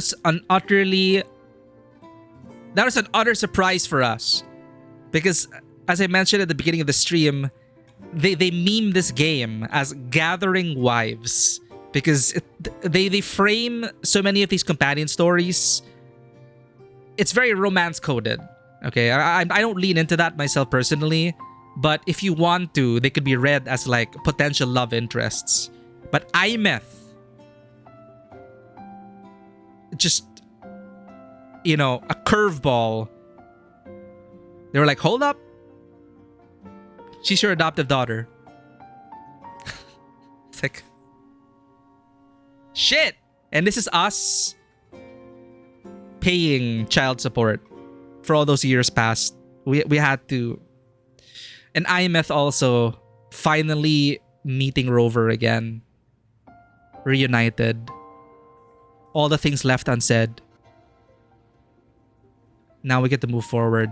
But now again, the good question is, if my baby was crying because of all the burden she's been carrying, after I abandoned her, I'd be a puddle on the floor. Dude, you're right. Actually, I was saying this is the most vulnerable we've seen Rover been. But crying, we have not seen them. You can either be male or female Rover. We have not seen them cry yet, but I'm crying inside. So, players crying. I'll have to do that for now. But I could totally see both of them crying. I think that would have actually made the scene really more impactful. It's impactful. I love the scene so far. But you're right. I would be crying too. If I were in Rover's shoes, I would be a crying mess too. And just like my daughter, we're together again. Everything's gonna be fine. Cry, cry, cry, cry. So what next? Is she gonna come back? Is she gonna come back from the dead? Yeah, they fixed the walking animation. They fixed the stair climbing animation just for this patch. Now they're gonna do crying next. Let Kuro cook. The developers, Kuro Games. Let them cook. They're cooking. But players are crying. We're gonna have to stay with that for now. So now what comes next? Is she gonna come back from the dead? There's already precedent for frequencies to reform. It's more than restored. The core's return has rebuilt my frequency from the ground up. I'm a full Exostrider resonator now. But does that mean you can come back from the dead? Just let us know! My original body is still gone, of course. Ah! I'll always be a ghost in the machine. But my existence is now strong enough to be detected. Okay, so she can jump scare people. It's like a faint current turning into a bright, flickering spark. But I'm still dead! That's so IMF. Others be able to see you now? That's right. Guess our little road trip movie's come to an end. Okay, she's alive but in a different form. Time to head back to Star Torch Academy. Together. Okay, that's not so bad. At least she can be seen. So, story-wise, she's no longer alone. That's the whole thing. She doesn't have to shoulder this burden anymore. She has withstood for so long. Her will was so powerful. If I were in her shoes and I witnessed the death of civilizations across the galaxy, I don't think I'd be in the right state of mind to even try and help our own mother. But she did. All right, so she deserves at least this. She exists now, but not in a tangible form. I can accept this.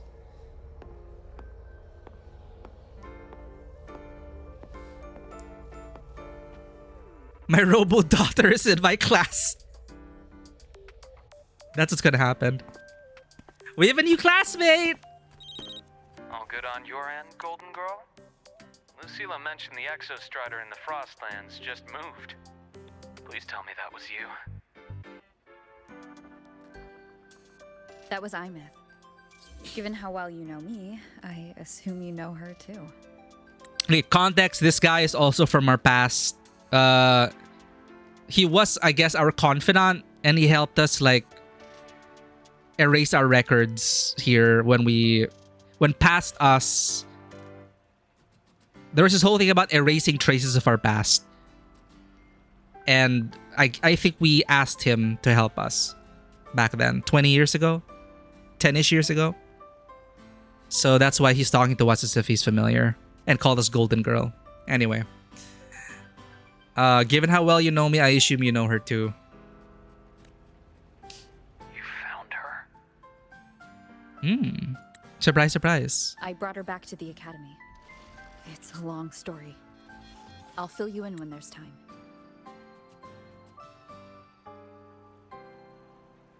She can be seen now.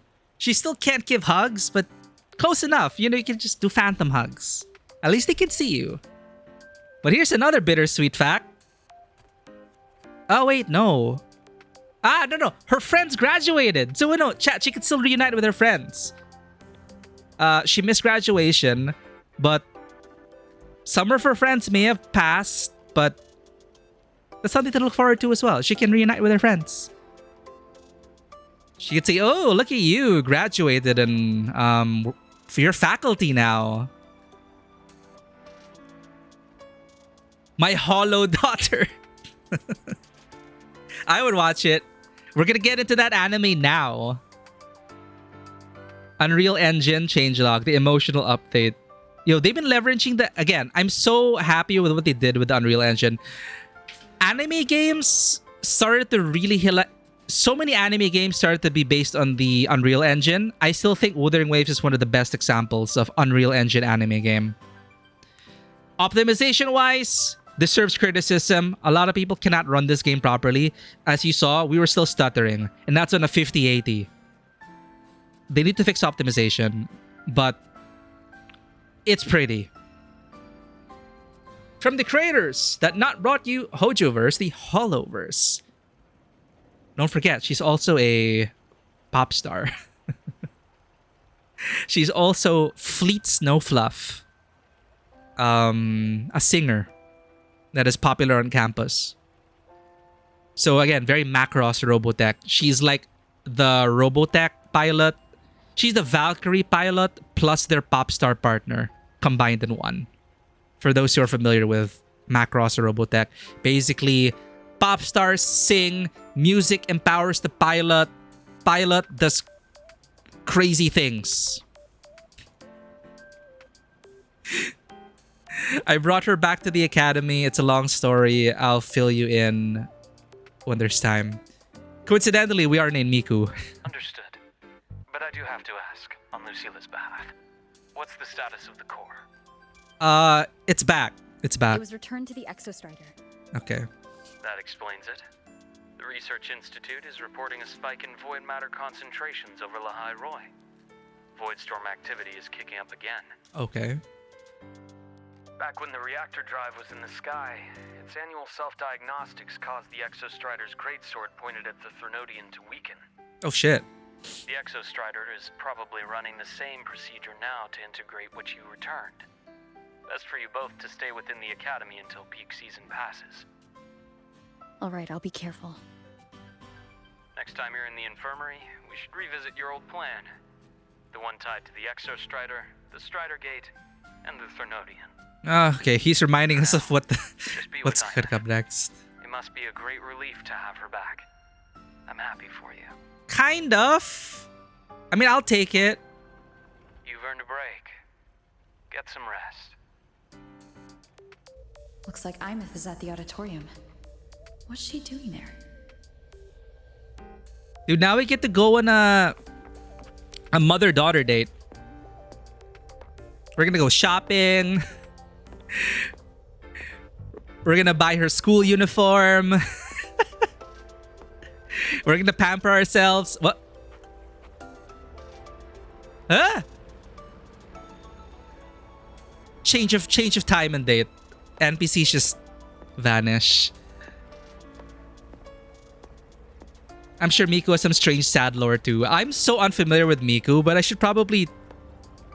Look, I named our channel mascot Miku, not being familiar with Hatsune Miku, okay? So whenever I bring up Miku, people ask, oh, is she named after Hatsune Miku? The very popular Vocaloid? Idol? And like, no, I just couldn't think of a name. But now I need to like immerse myself in Miku lore. Because all Mikus are canon, as they say. It'd be a relief if we could remember her. Okay, Aemeath kinda has it better than a previous character. You know, Let me be there for everyone. this girl. While the moon cycles, I remain the anchor. So she died, but she got better. What was the cost? Her existence was wiped. So nobody remembered her. So Exactly. The girl who turned into the moon like an avatar. She turned into the moon, she died, she got better, but it is a clean break from the world because her existence was erased. So at least Aemeath will be able to reunite with her friends because people still remember her. Will I get this hot when I die? I mean, don't try it. Please don't try it, Bones. Even if you do, don't try it. Do not.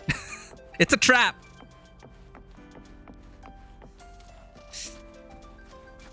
How do I... Oh, what? Oh.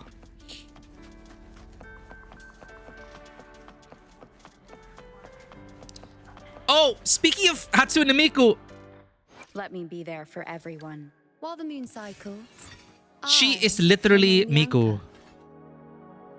Her Japanese from what I was told, her Japanese voice actor is the basis for Hatsune Miku. That's why they gave her twin tails. She's literally Hatsune Miku. So there's a little fun fact there.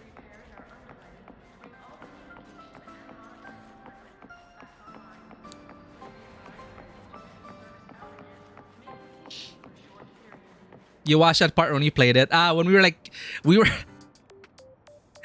we were there trying to kill chaos and bring Yuno back.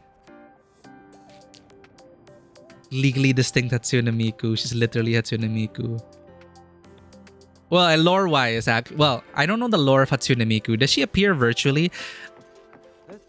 I will always remember the time I was in Japan and I was so confused when there were so many people gathered around an empty stage, but there were like lights and sounds. And then I realized people were pointing at their phones because I think it was like a virtual idol concert. I think it was a Hatsune Miku thing. So they were watching like Miku through augmented reality on the stage. And I was just so confused at first. But I thought, wow, this is so cool.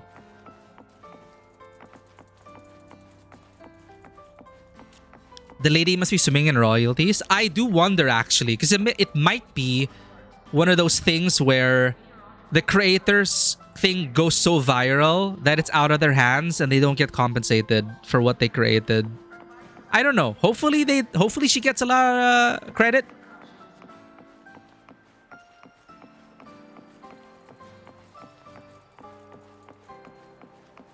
I don't know anything about her either. Yeah, I have a feeling Hatsune Miku is one of those things where everything is canon. Don't think about it.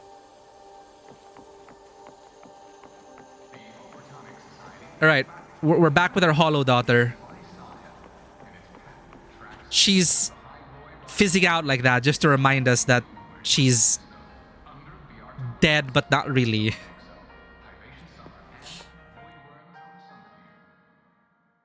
You know what? I just had a brilliant idea. Mm-hmm. Anything for you, I daughter. get the feeling someone's about to get in trouble when you talk like that. Hey, that's a totally unfair stereotype from when I was a kid playing with snowfluff seals. They're playing her music in the background. I think this is her demo. Her unfinished demo. It's another thing I hope they... Oh, I hope they complete it. So she had an unfinished demo before she died. And that's what her friends sang at graduation.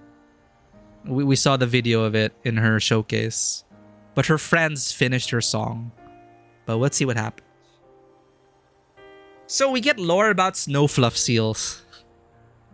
A species of seal native to the Roy Frostlands, named for its snowball-like round white body. Docile in nature, snowfluff seals show little reaction to people or their surroundings, spending most of their time either eating or lying still. Only in facing extreme danger will they rear up and bare their fangs as a deterrent. If intimidation fails, they will promptly retreat to a safer area. Sfeel! They're now Sfeels. Yes, they are snowfluff seals. Which is why her artist name is Fleet Snowfluff.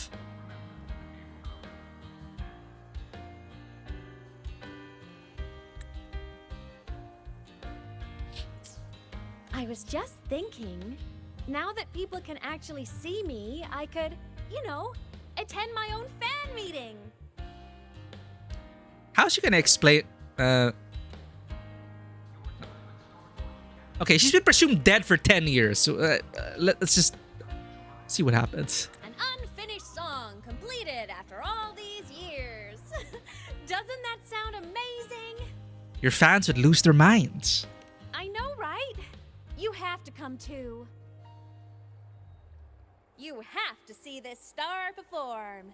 Forget all your worries for a night and just enjoy the young energy of Star Torch Academy. Young energy? Did they mean youthful energy?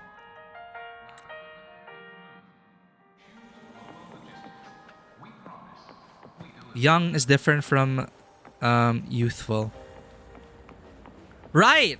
They're going back to this plot thread. There was a fan meet. We helped set up the... Right.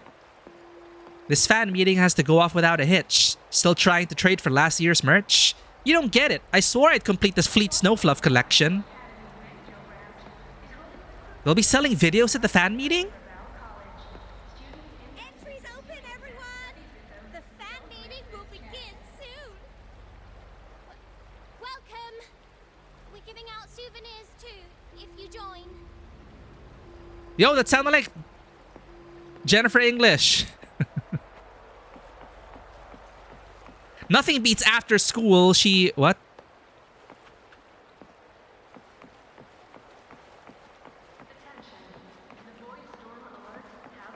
Sorry, I want to get their dialogue. I want to savor this moment. Entries open, everyone! The fan meeting will begin soon. She just gets it, you know? Welcome! We're giving out souvenirs too, if you join. Yeah, that's definitely Jennifer English. Wait in line.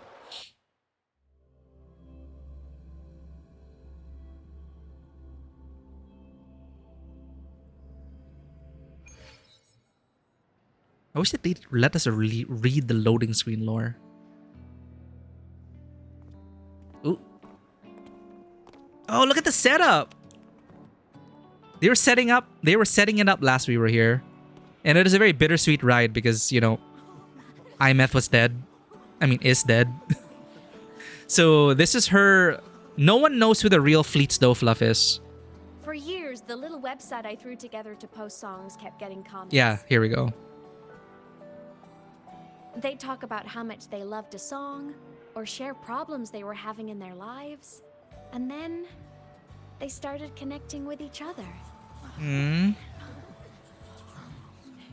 I never saw myself as a hitmaker. I was just an amateur, singing what was in my heart. Just like streaming, for real. But over time, they stopped being just my songs.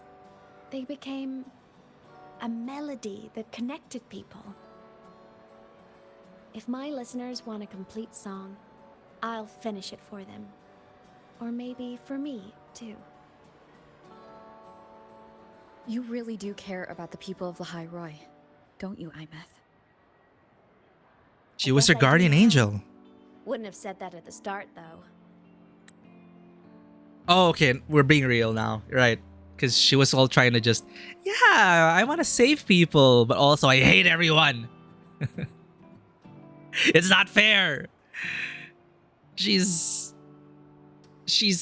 you know, she needs, we'll help her. We'll help her through this. So I guess I do now. Wouldn't have said that at the start, though. To be honest, I never had some grand passion. Before I became a ghost, I just wanted to live an easy, happy life and try a little bit of everything.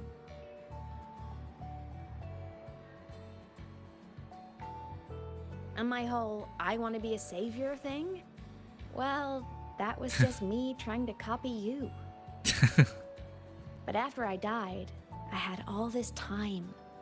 Time to notice the people and things in Lahai Roy I'd overlooked before. Imagine getting a second chance like this. So many people here dream of becoming stars themselves, but that was never my dream. SoundCloud, true. I'd rather be the one who looks up at the stars. The one who watches over them. Really? But the way I see it, You're already shining like one. You've already watched over La Roy.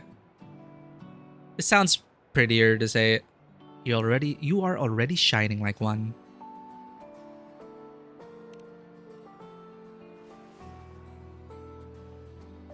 go on then, Aemeath. I want to hear you sing. You'd better, because you're my most important audience today. But first, you need a better look for the show. Oh, outfit change? After more than a year? Wait, what? She can just do that?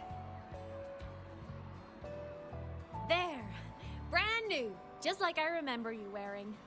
Looks good, right? A new place calls for a new look.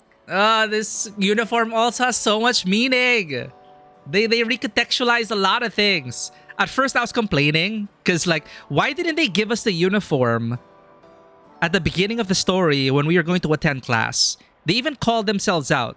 Aemeath said, they didn't even give you a uniform? Oh, the academy works so slow sometimes. I thought they were like making fun of themselves, the developers. But then you realize that this uniform belonged to past Rover. But then now it's with us. Again. The super fan that gets a heart attack. Dude, she's gonna say, hi, I'm back after 10 years. I didn't age a bit. And by the way, I'm a ghost. I'm really curious what she's gonna do. Anyway.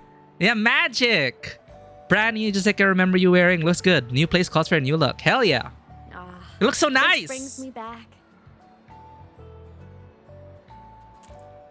I remember when you used to wear this around the academy. You'd leave a whole trail of swooning admirers in your wake. Wow. Solaris' great savior. We got debuffed and lost the side boob, but I prefer this outfit overall. It also looks good in Male Rover. Alright, that's enough out of you. What? Are you blushing?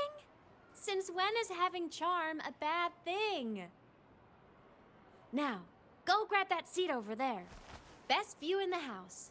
I scouted it myself back when I used to nap through lectures. As for me, it's showtime.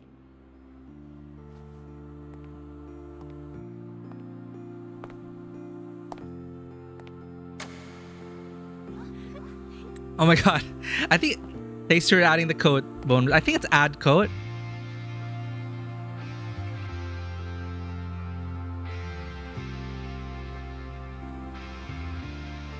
No questions, just murder. Expedition 33. Yo, thanks for the code. I'm so proud of my hollow daughter.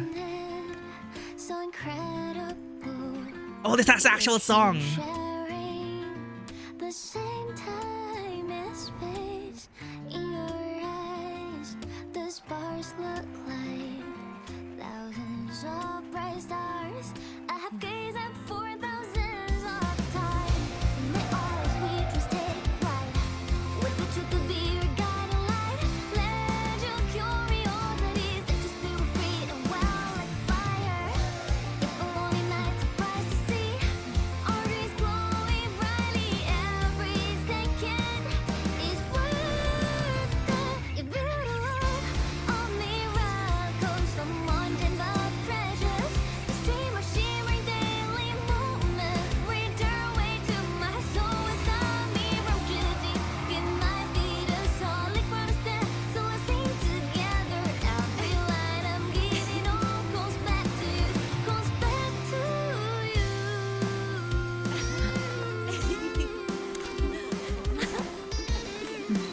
They can hear her. They can perceive her.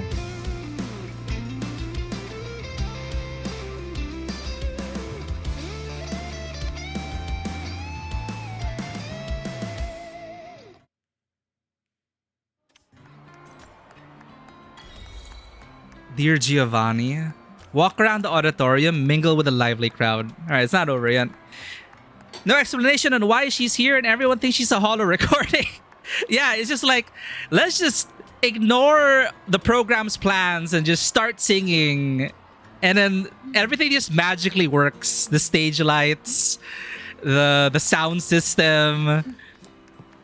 But, you know, whatever. It is a nice moment. The fans are happy. Look at that. Yo, they're drinking Ramune? Oh, hell yeah, Ramune. I like the bubblegum flavor. I'm out of snoozes, chat. So, ad break soon, but we're talking to them.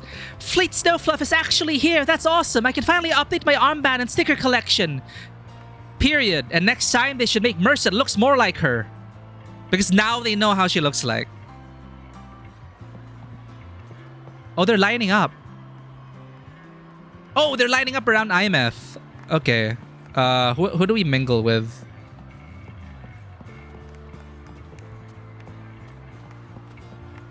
Oh, look at these guys taking a photo. Bro, you're not even in the camera app.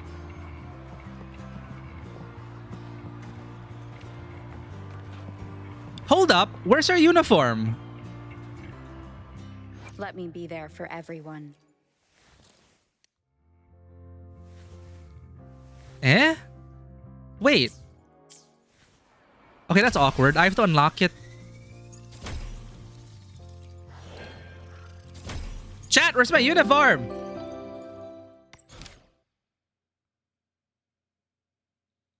Okay, that's an oversight, I think. They gave us the uniform already. Why do we have to...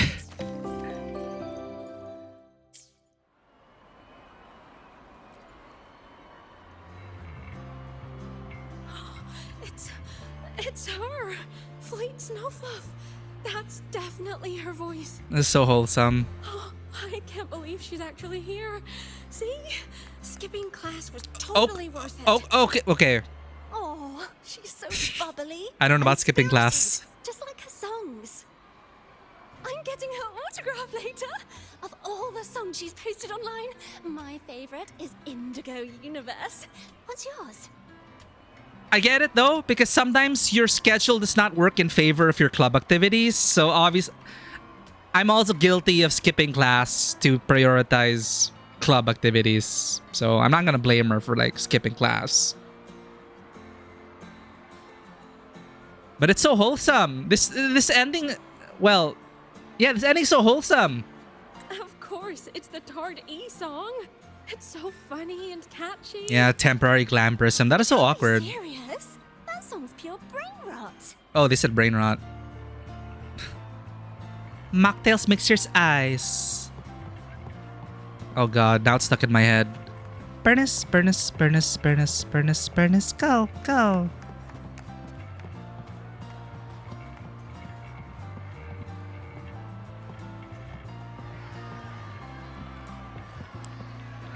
Eh? I can't believe I've lived to hear the full version of this song.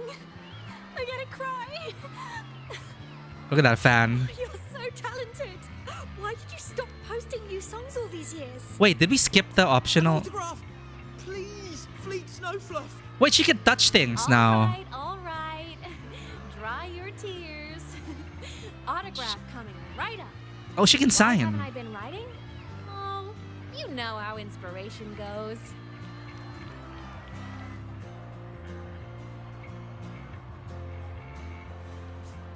How did she... I'm not gonna question it. Welcome back from the ad break. They probably think it's part of her fashion. The glitchy effect.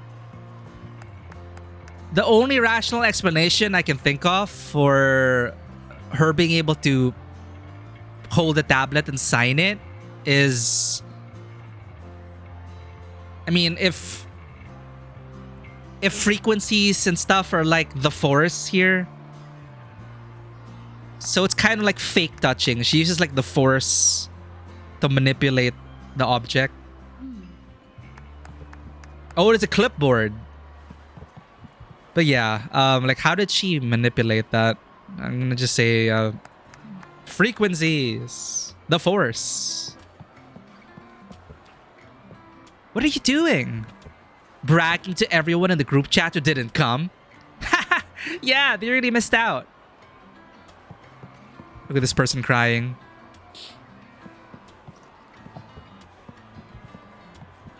New form of force kick. Force touch, exactly.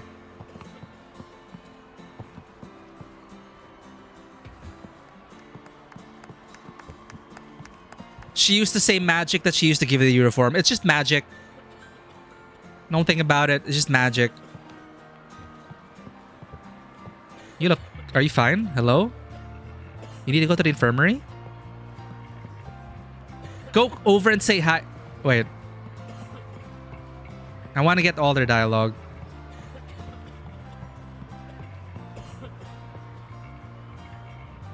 Repeat. Repeat your dialogue.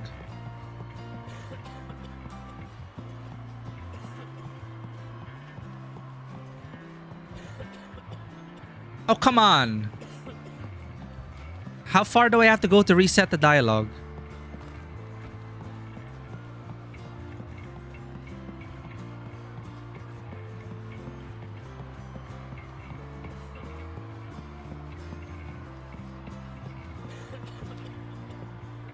Fine. Aemeath from Rebel College. She's been missing for years. Why would she be here? Aemeath. But the same one Professor Sakya always talked about? Yeah. She always wanted her as a mentee. She still brings her up to us. Oh, is Professor Sakya one of her classmates? I thought the biggest problem would be that little rascal refusing to finish her studies, or me finally losing my mind from her antics. I never thought she'd just vanish. Ah, oh no, she was her professor. Professor Sakya is gonna be over the moon to see her. No.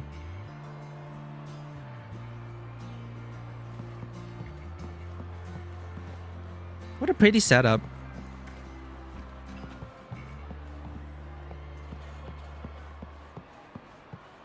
I also did not expect her to be some idol pop star.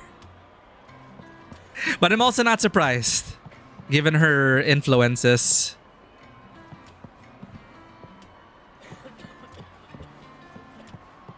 Who else I talk to?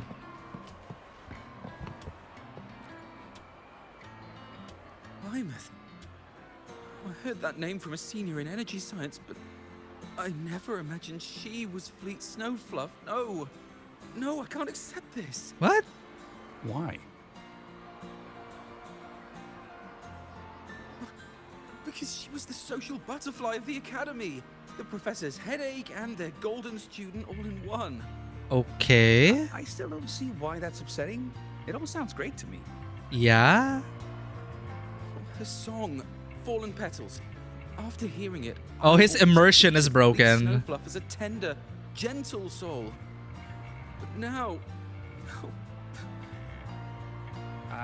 I mean, she never really seemed that way from her online replies. Maybe your impression of her was a little too personal. Wow, now they're delving into the whole, like, VTuber idol culture. Okay, just a bit. Well, she is who she is. You cannot control who she is. Those are your expectations, buddy.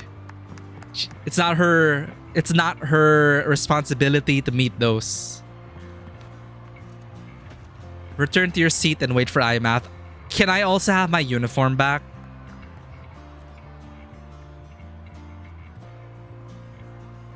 My side boobs back, at least.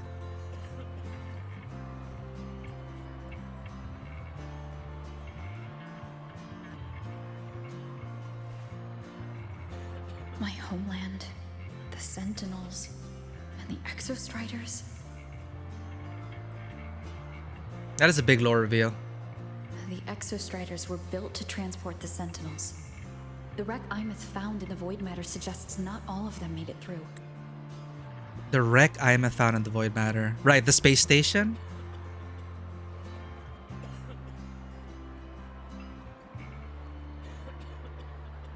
It's really reminding me of FF14 with Omega and the dragons. The wreck's design matches the Exostriders here in the High Roy. The one forced to go offline to stop the Thronodian. Their power should be comparable. The wreck's design matches the Exostrider and the hero.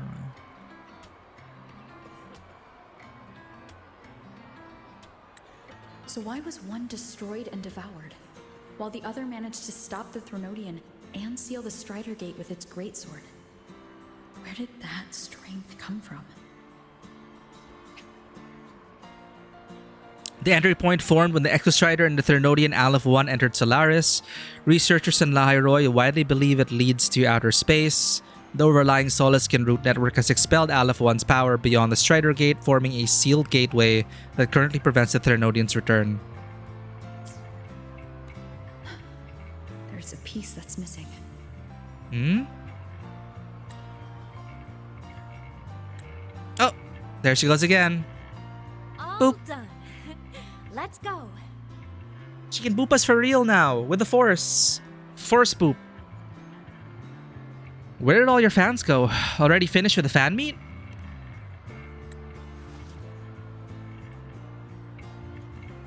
Please, a little meet and greet? I used to host huge parties at the Well, Academy. excuse me. So, Cheeky, are we? A wander about the Academy, just like we planned. No rush, just a quiet stroll.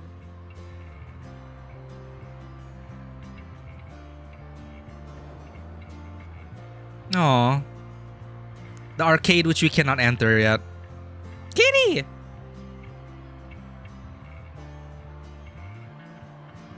Catching up on lost time.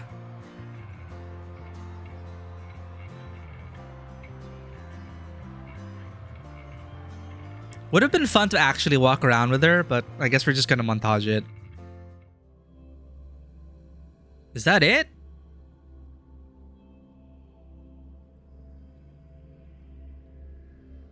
Yeah, still a lot of questions about the... It's still not resolved, right? The Thernodian Strider Gate. The seal is loosening.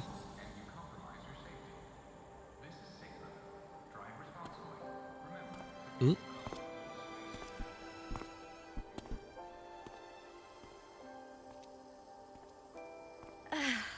This is incredible.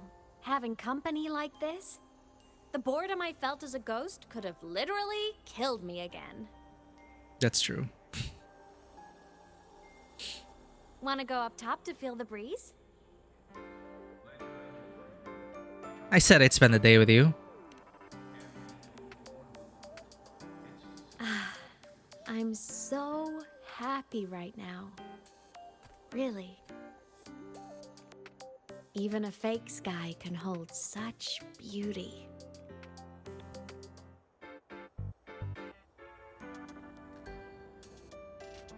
Thanks to Mornier. Head to the rooftop. You might want to brace yourself before Nana's health seminar. Typical anime high school. Let's have a moment at the rooftop. How do I get there?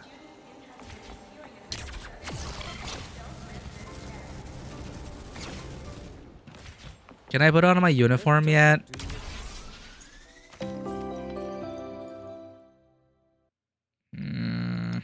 This is how male Rover looks. I like female Rover's outfit.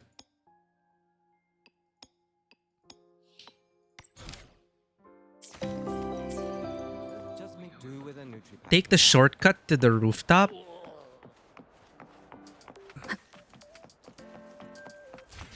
Oh, I didn't even know this shortcut existed. I was taking the elevator this whole time. Ah. They should probably map out the shortcuts. They put it on the map. Anyway.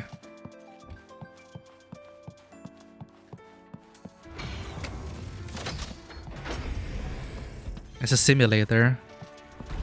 Still super cool.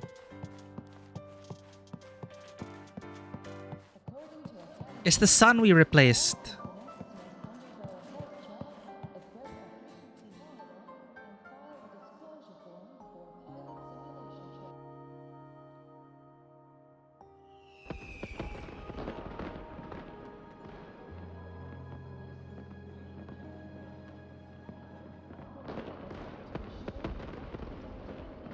Now that your frequency is stable, what will you do next? Stay in Lahai Roy, maybe?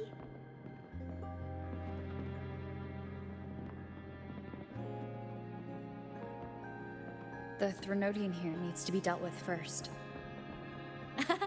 Of course. Typical workaholic. I knew you'd say that. Aleph 1 won't be an easy fight. But I believe in you. You're the one who keeps making the impossible possible. And after that, will you keep traveling? Any destination in mind? Kuro needs to think about that.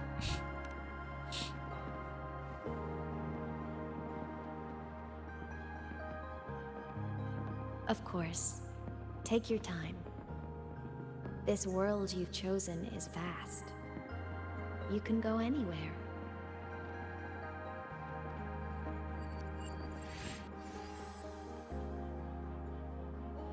Aww. Are you leaving now?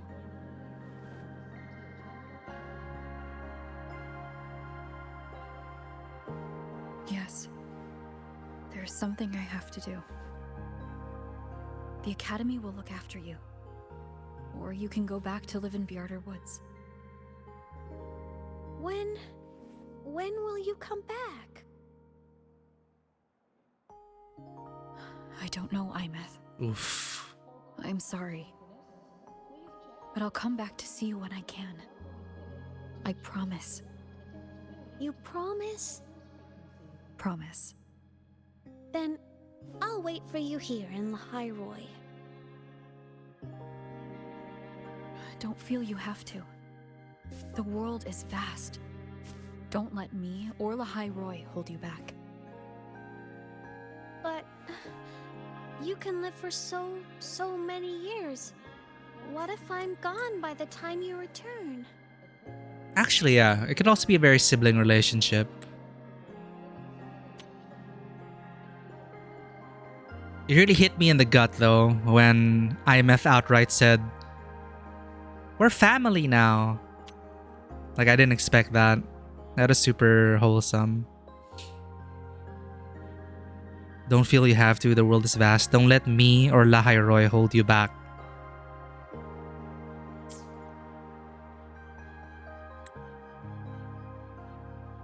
Sorry. I shouldn't have said that. You should go now. Aemeath. Just go! Oh no. I know you're worried. It's not fair. Why does it have to be you saving the world? You're always so exhausted. Always getting hurt.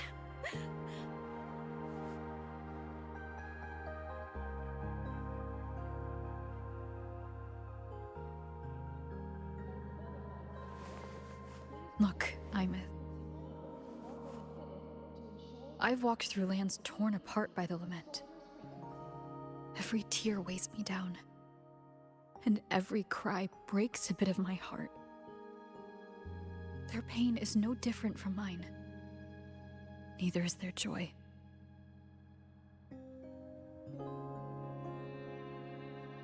So if I can help, I will. It's a Superman I dilemma. have to. Then I'll be the one to protect you someday. You protect me? Yes! You're not invincible. You get hurt, you get tired, you get sad. You're just like everyone else in this world.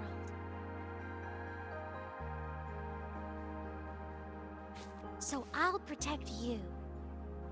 I'll chase off anyone who tries to hurt you, like Katia from Space Fantasy. I'll become a savior, just like you. Don't laugh. I'm serious. No. All right. All right. I'll stop now. I know you're serious. And I'm listening to every word. I'll be counting on you then. That's where she got it. We booped her. Tired? The frequency Sigilum took is coming back. It's not a great feeling.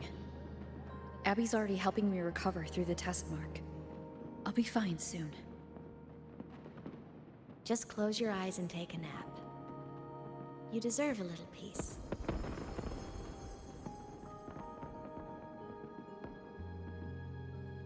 No!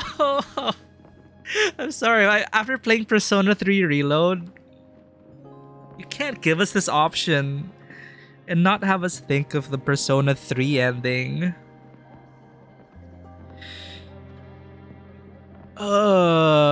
Don't. I know it's different here, but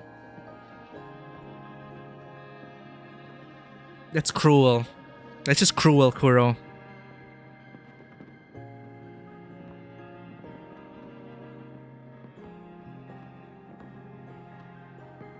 It can't be a coincidence. I think it's the same options. I guess also saying, take a nap. Just sleep. Just rest. Rest now. ... I think I chose ... in Persona. You can count on me.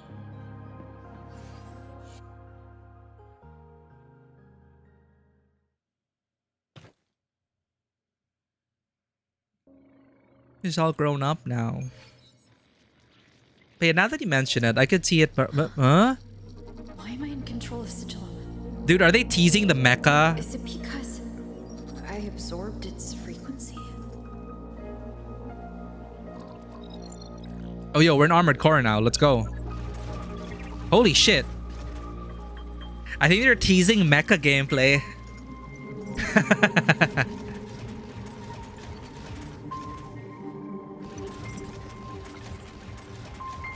Aemeath's mind space is even more chaotic than last time.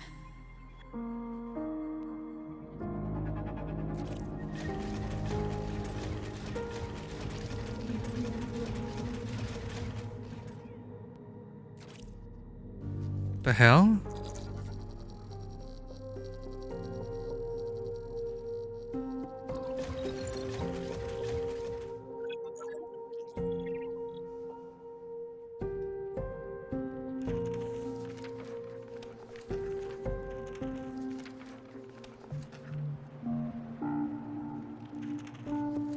Sigilum.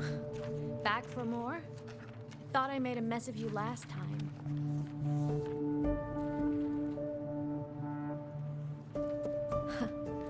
I can tear you apart 1,000 times, but you never really die, do you? Fine. You're going to sit there and listen to me lose it. She's still not okay. After all, there's no one else to hear this.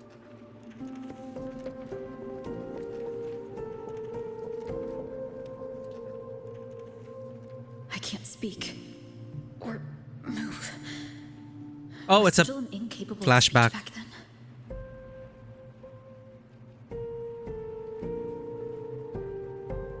You know, I found something interesting in the Exostrider's reactor drive. A message left by my future self. What? Years ago, while sailing the stars towards Solaris, an Exostrider caught the attention of Aleph 1. Both of them tore through the Strider Gate, clashing in the caverns deep below.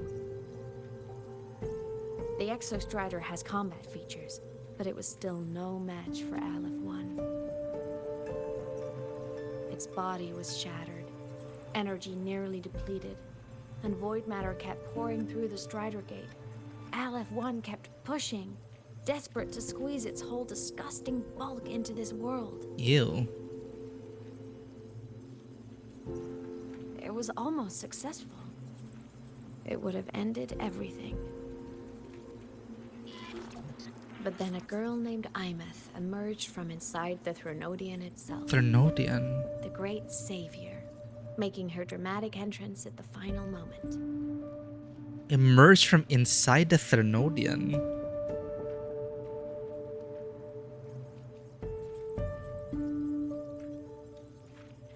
Huh?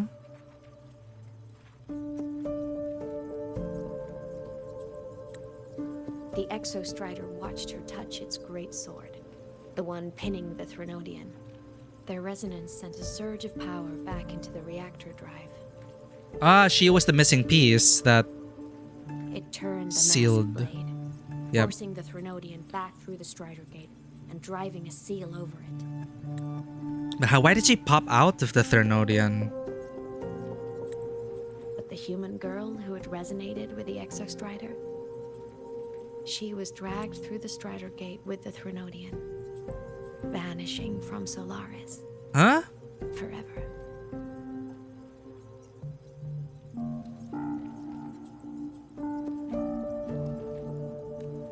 Aemeath was the key? She helped the Exostrider seal the Threnodian? I was shocked at first, but the moment I stepped into void space, it all made sense.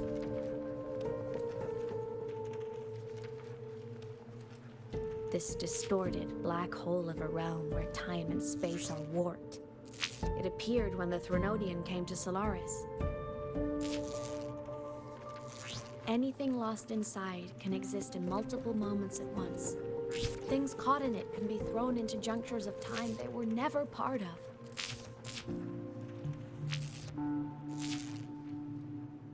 And I can move through it all. The void matter can't touch me.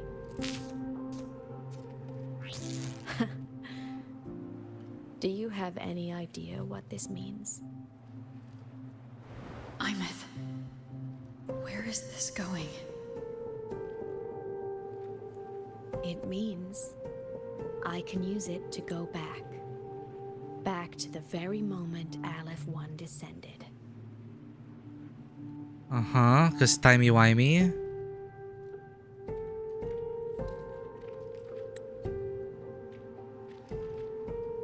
Time, cause, effect. Perfect closed loop. But my meeting with her all those years ago, that wasn't the cause. It was the effect.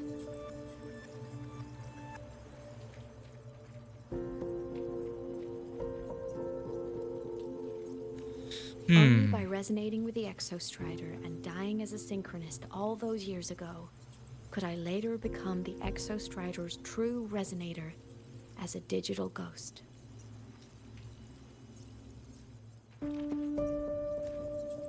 And only in this form could I cross void space, return to the past, and power the Exostrider to save Lahai Roy. Okay, she closed the loop. And only because Lahai Roy survived could she have ever come here, rescue my younger self, and let me grow up here to become the chosen synchronist in the first place. Okay, I appreciate that they made it a loop. Because again, time travel, they can get messy. It's either you go multiverse or you close the loop.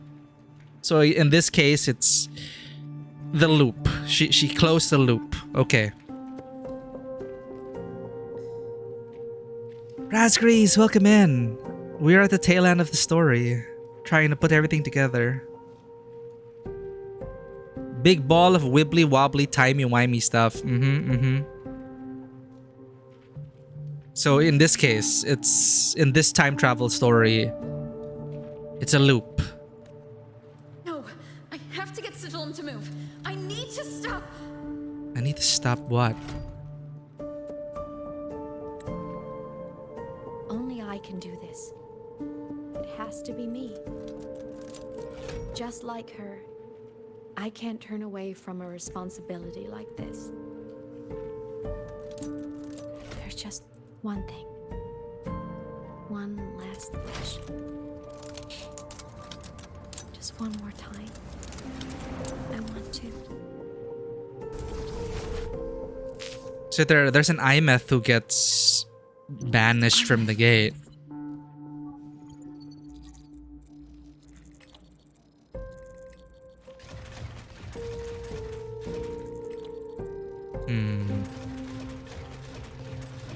You thought it was over. It's not yet over.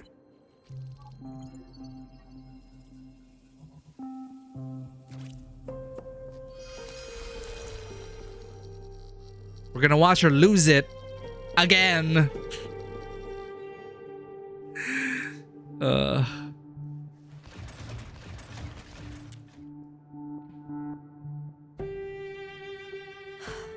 For over 10 years now, I've tried the same thing.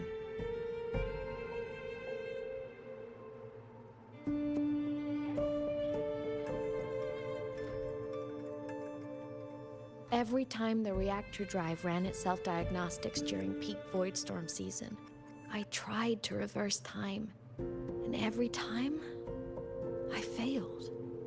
I just wasn't strong enough. Oh wait, so she didn't? But now, further along the timeline, the edges of void space are beginning to collapse. I don't know why the Threnodian is changing, but I know there won't be another chance. Oh wait, so she failed to close the loop. I have to make the jump now, during this peak season, while void space is still stable. I'm not that child who needed protecting anymore. I have a duty to fulfill. Lahai Roy is my responsibility. So if I can help, I will. I have to. But before I go, I want to see her again. That's my one selfish wish.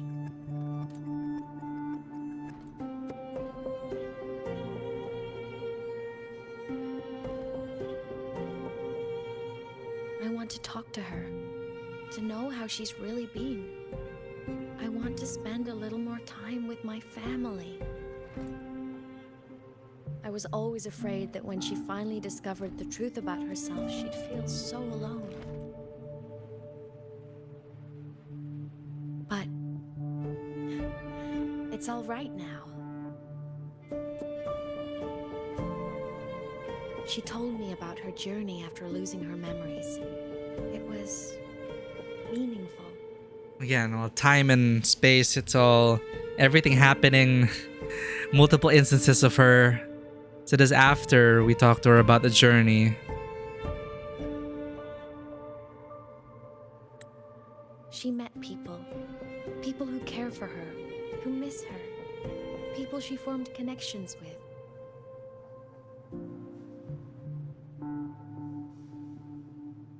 So even knowing the truth about her homeland now, she won't be alone. She has a reason to keep living. That's enough for me. Now I can finally let go.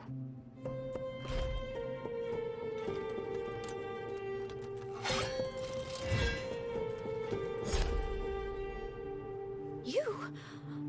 How? Aemeath, don't you dare decide this by yourself. Oh, emotional rover. You're Okay. the one who taught me that my pain is no different from anyone else's. I can't turn my back on the responsibility I have. Do you have to close the loop? Forgive me. Ah!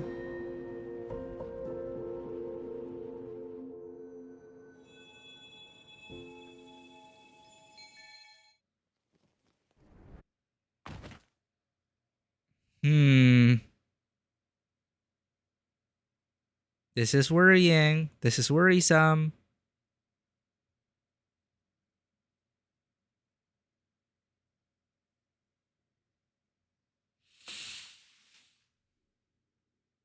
So for everything to have happened, the loop needs to close. Because timey-wimey stuff. I don't see a way out of it then.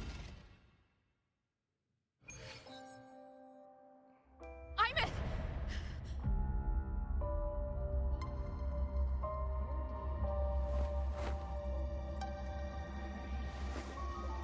Dude, she was still keeping things from us. She's gone. This is the piece I was missing. Luke said that the core self-diagnostics would trigger peak Voidstorm season.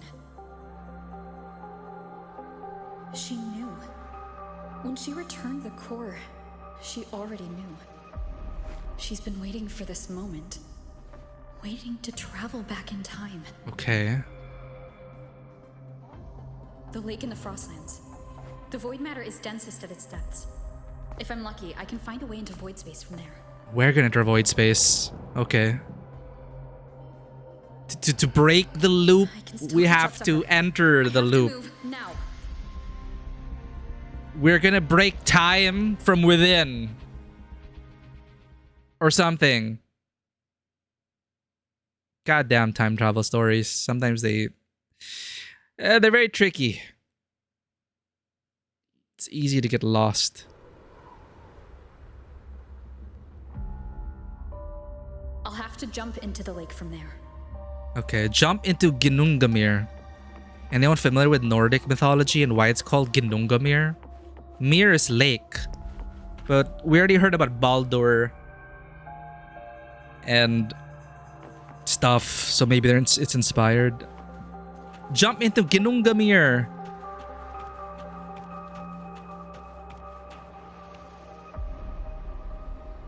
We must break time.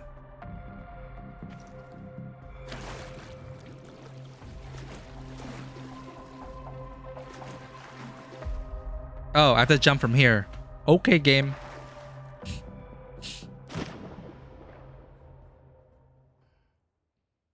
Dude, I thought it was finished, but no, it was just part of the loop. It is all part of the loop. My hollow daughter is traveling through time and so will I. You're not closing this loop. Oh no, chat. It is. The void matter can't hurt me. It is hurting you. It may not hurt you physically. Don't try to save everyone on your own. No, we're tethered to this world. This time, you have to trust me.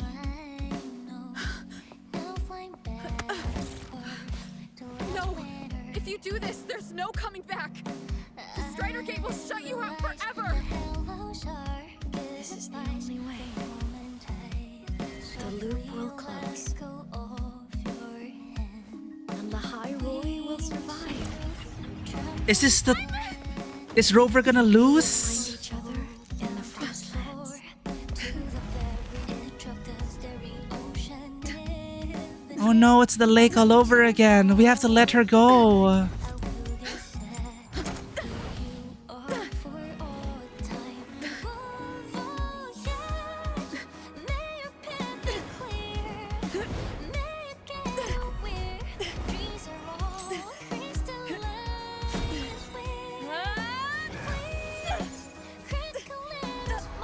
Break time! Break time! No! Rover! Just one more push!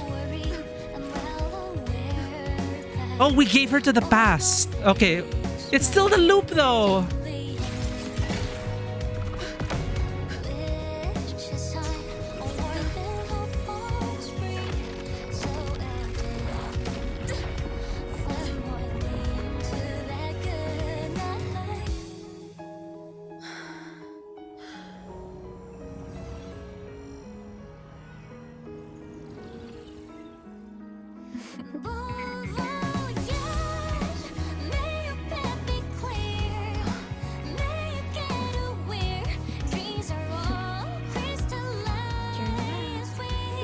That's the beginning.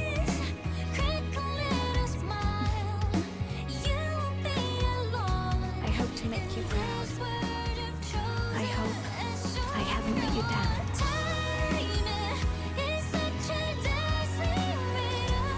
She's beyond the Strider Gate. So when we open the gate again,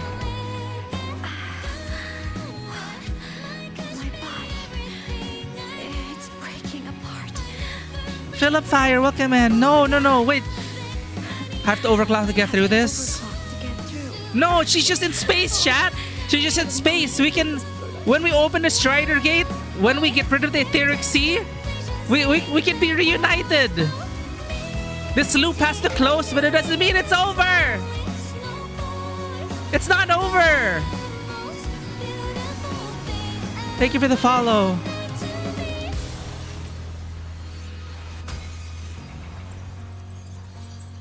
I love that we, again, time travel can easily lose you. It can get super messy. It can not make a lot of sense unless it's like a closed loop or a multiverse. And they chose a closed loop here. And I thought they'd lose me, but it makes sense. Oh no, we're in anime territory now. She's just in space, chat. She's just in space. Sorry, I'm not reading chat yet. I need to. So the loop is complete now.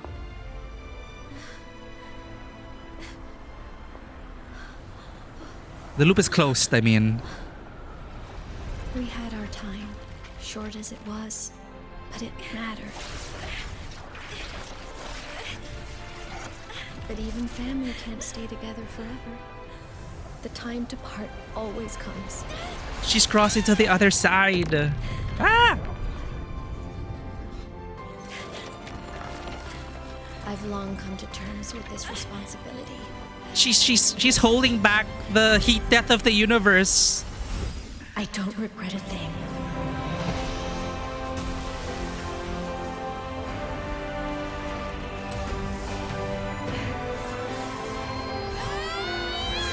The great sword. No, she sealed the gate from the other side.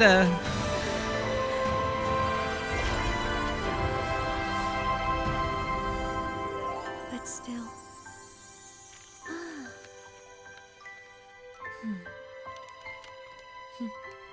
Wish I didn't have to leave.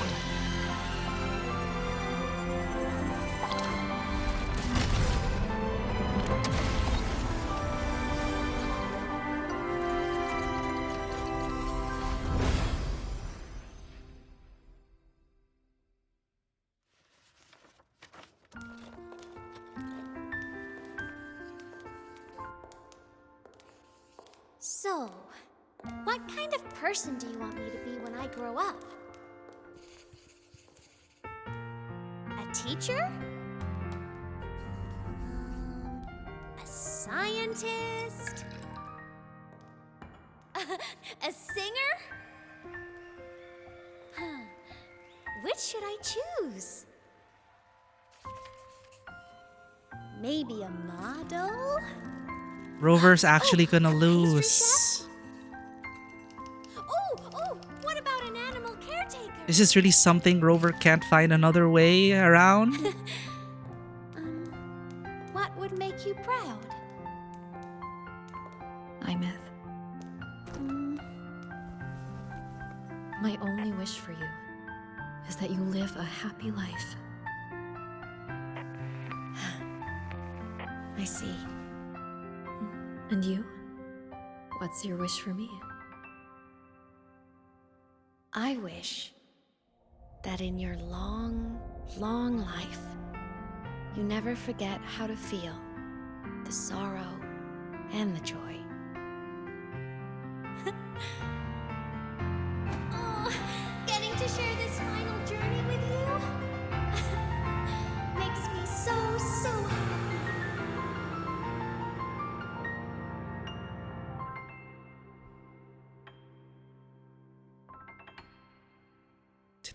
do it? Did they actually take her away?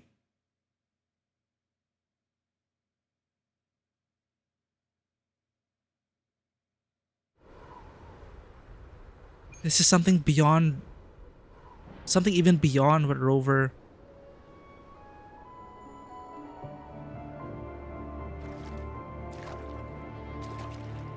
Aemeath said someone lifted her from the lake when she was a child.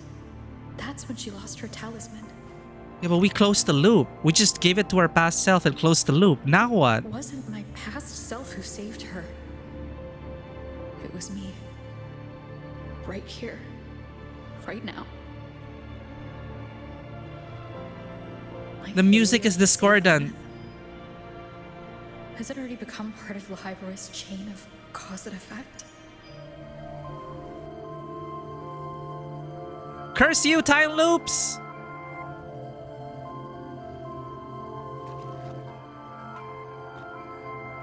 This is the one time we could not defy fate. There's still a way. I can't give up here. Yeah!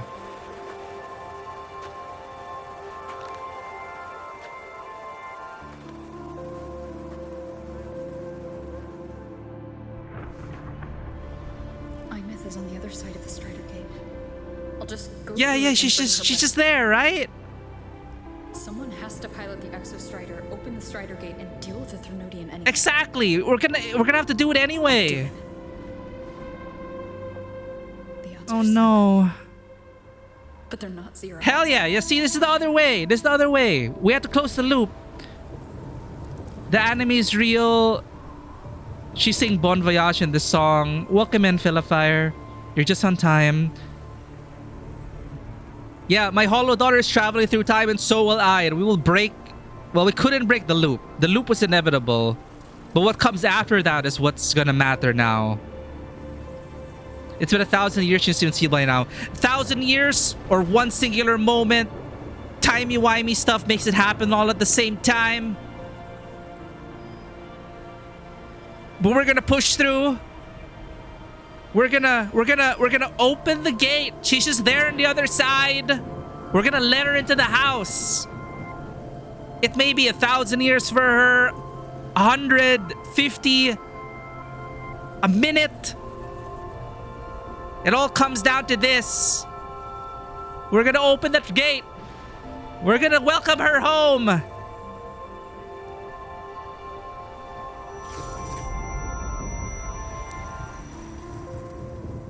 And we will tell her that she did a good job. That she did well.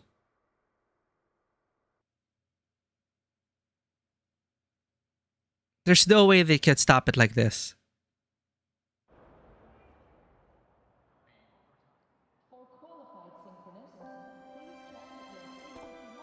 Lahiroy survives now. But we...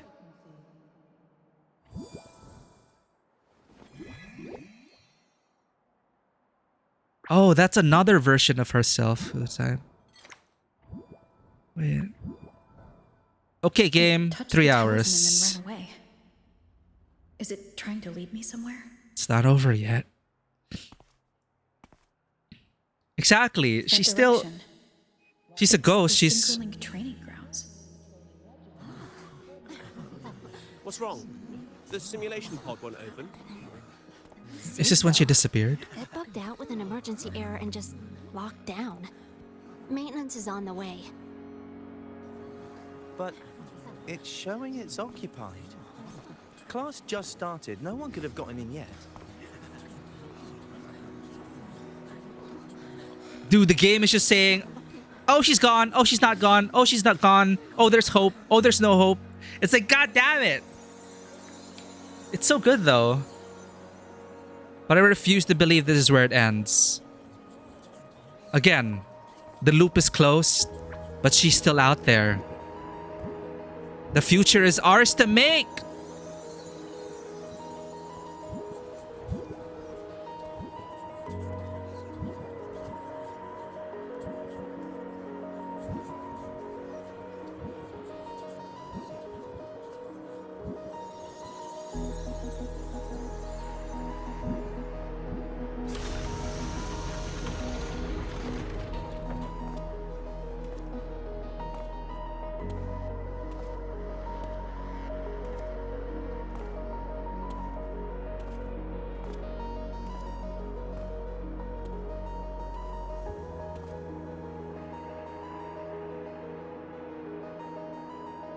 So...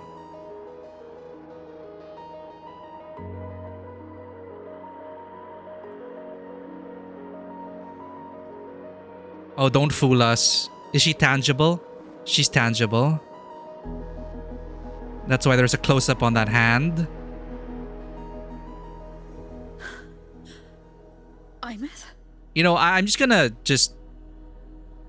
feel whatever I'm feeling, because it's not over yet. I don't want to jump to conclusions or hope.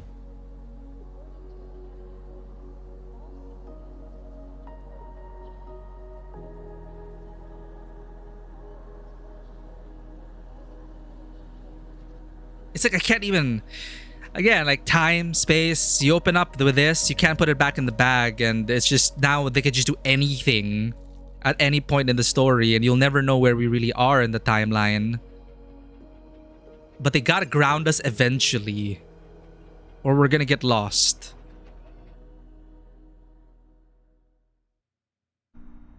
I'm not taking a break, game. It's like, where are we now in this timeline, right?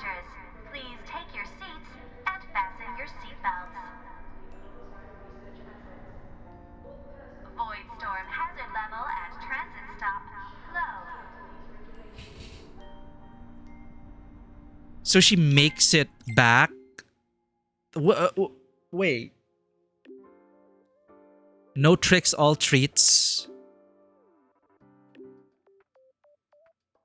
Huh? Wait, okay. The results are in. It's what I expect. So we're in the present, or what we know of the present.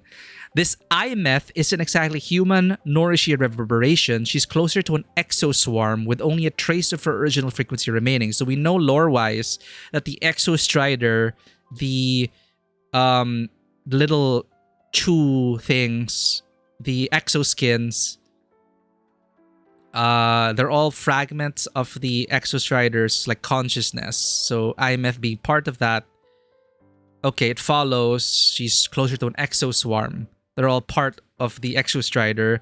As your friend, I wouldn't suggest you think of her as the girl you knew. That would cause unnecessary pain. Doctor, it's too late for that. As for the exostrider plan you asked about, we can go over the details at the infirmary when the time comes. Stay strong, Rover. Miku, she just left the recovery pod and is headed to the transport dock. If you want to see her, that's where you'll find her. So they already said it. It's not coming out of nowhere. They already planted this idea that she can exist in multiple times and spaces. So this is... No, we're in the present we know of. We just completed the loop. We came out of the lake. This is happening now, quote unquote. So this Aemeath... It's all Aemeath. It's all the Exostrider, but it's not the Aemeath. There are multiple iterations of Aemeath, but they are all Aemeath. It's making my head hurt. But okay, so he's telling us now, this one who came out of the pod, this is more like an exoswarm. But it's still part of the consciousness that is Aemeath Exostrider. So I'm still gonna, I won't be able to help myself but treat her as still part of that whole. But okay, Doctor is just telling us this story can go either way. That's what the Doctor is telling us. And reminding us, all right, this is the bait and switch over an hour of bait and switching. Don't get too attached. We don't want you to get too attached. But I'm going to get attached anyway, chat. I'm going to get attached anyway. Let me get attached, Dr. Luke Herson. So he's telling us this is not the Aemeath, but I believe they are all Aemeath. All right? You can't take that away from us. I'm gonna get attached.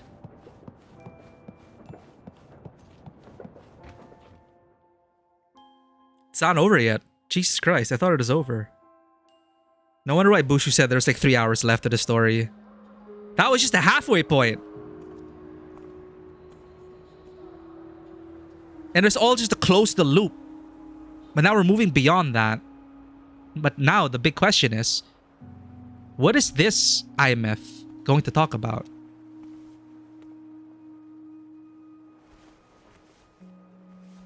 She has a 1,000-yard stare, chat. Does that mean you should sleep? Oh no! I think it's almost... I don't know yet. We've already been playing for 3 hours. Maybe there's like an hour left. She has a 1,000-yard stare. This is her paper plane. What do you mean her? Why are they putting it in You Aemeath? can keep it if you'd like. It's not Aemeath, but it's Aemeath. And now, if this isn't Aemeath, she's got an existential crisis. I'm just a copy. I'm just a clone. I'm just a reverberation. I'm not the real Aemeath. It's like, well, then you're gonna give existential crisis to this exoswarm.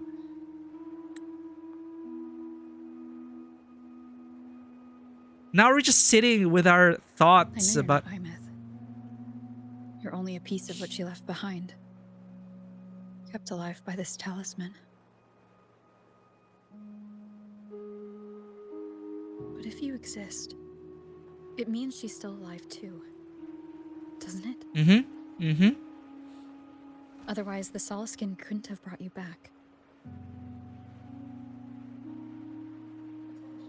Now we're in... that part in Ava when everything's just about depression.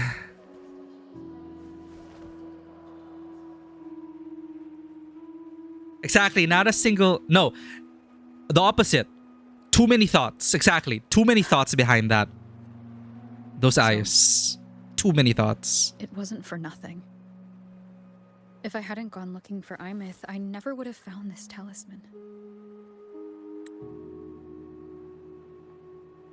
So there's still hope. And you wouldn't be here at all. Mook told me you're a piece of her. A thread that might still tie her to this world. If I follow it, maybe I can find where she is. Space. Dude, now I'm feeling bad for Aemeath. Can we ask her what she thinks about all this? Can she say something? It's so painful now. It's like... It's kind of cruel as well to send like a clone of yourself and have her grapple with her own existence and meaning in life. This is just Aemeath without the bubbliness in it. This is just Aemeath in her depression. It's just that part of Ava. It's Gundam. It's Ava. You need that mecha trauma. To comfort me. No one has ever seen what's beyond the Strider Gate. It's all just guesswork. How long has it been for her since she was pulled into that chaos? Chaos mentioned. Is she still alive? And if she is, how much longer can she hold on?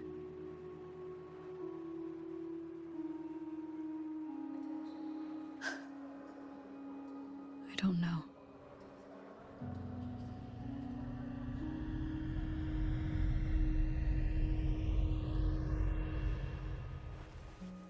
But I will hold on to hope. Because the world she saved is so full of it. So peaceful. And so beautiful. This is so depressing, chat. She's just like a manifestation of Aemeath's deepest sorrows. Aixo?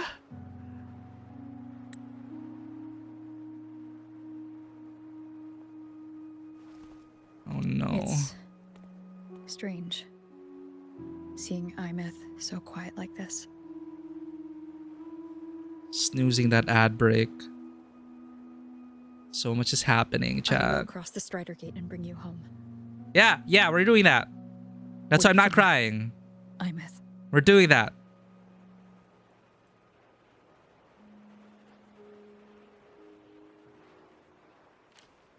Ah! Hope! It's like she's in a coma. Ah, no!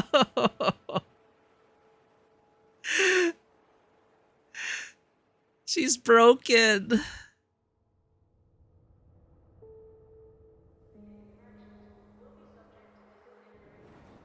Oh no. Don't be sad.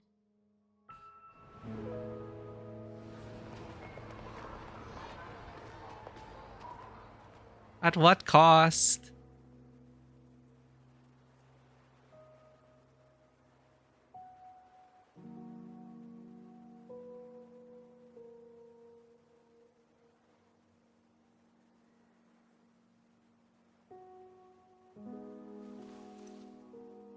Wow, they're gonna leave it like this? If they do, I would appreciate it actually. I mean, it hurts. But not everything needs to be resolved in one patch. Okay? Gacha game storytelling would be so much more improved if this is like Rei Ayanami Alter. It's just gonna be depression all over again. Okay. They're leaving it like this. I appreciate it. You don't have to resolve everything in one patch. You can bring back old characters. You can let the story breathe. You don't have to be bound by your gacha banner schedules. You will tell better stories if you break beyond that. Is all I have to say.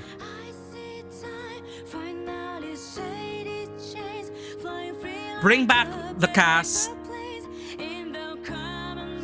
Let them interact with each other. Break beyond gacha schedule. Tell better stories. Because it's so good right now. And they're leaving us with this.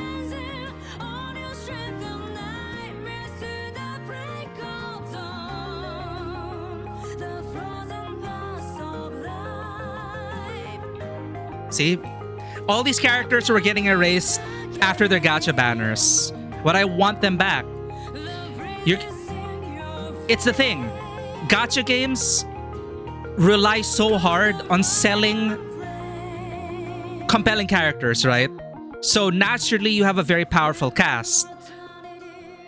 What is lacking is the leveraging of that cast. And I am so happy in a sad way. I am happy. I am super sad by the story where we are right now, where we're left with, what we're left with. But I'm happy because Kuro is daring to do this.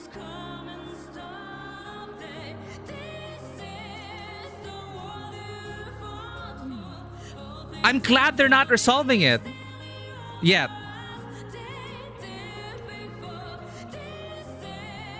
And there's just so much story potential now. I'm never gonna lose hope. Aemeath's out there. But how do you even fight against a time loop, right? If you were part of that time loop, how do you break out of that loop? They actually made Rover loose for now. And they actually didn't resolve everything in one patch. I feel this bodes well for the story. And we will have help. We have Chisa. We have Lene. We have Mornier. We have everyone. And we're all gonna come together. And they better do it better than Renesita. I want these characters to interact with each other. I want them to be their own entities in the world beyond their gacha banners, beyond the character roster. And we're gonna save Aemeath. They can do so much with the story. I'm crossing my fingers they don't drop the ball. But this is ballsy. This is ballsy, chat. It has subverted every expectation I've had for Wuthering Waves as a gacha game. And I think this is a good step forward for it as a cinematic RPG.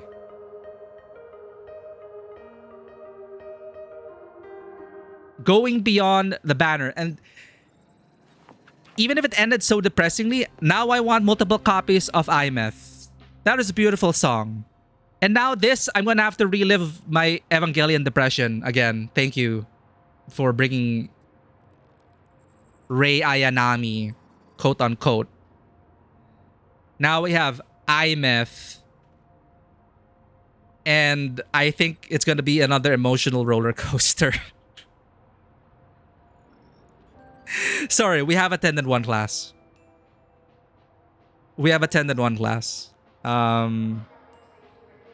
Yeah, classic Ava depression.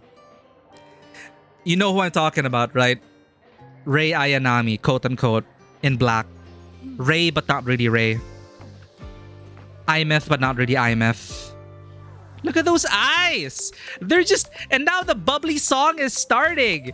And it's just, look at, it's just, she's so dead inside. She's so dead inside, chat.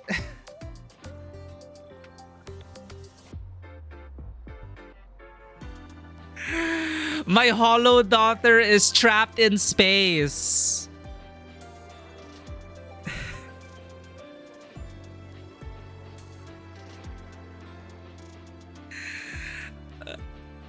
Thanks for the clip, Neon. Rei does have clones. Now it's established Aemeath has clones. Well, not really. She has time clones. She exists in multiple timelines.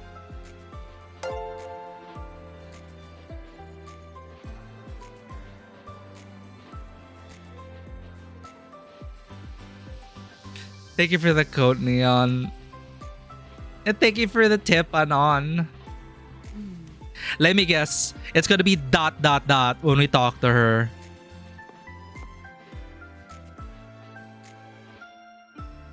No!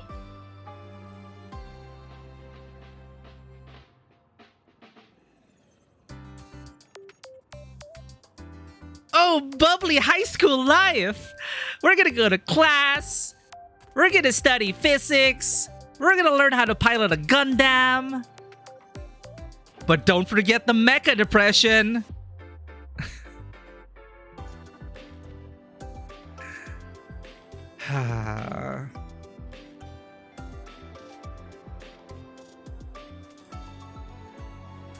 This takes me back in a good way.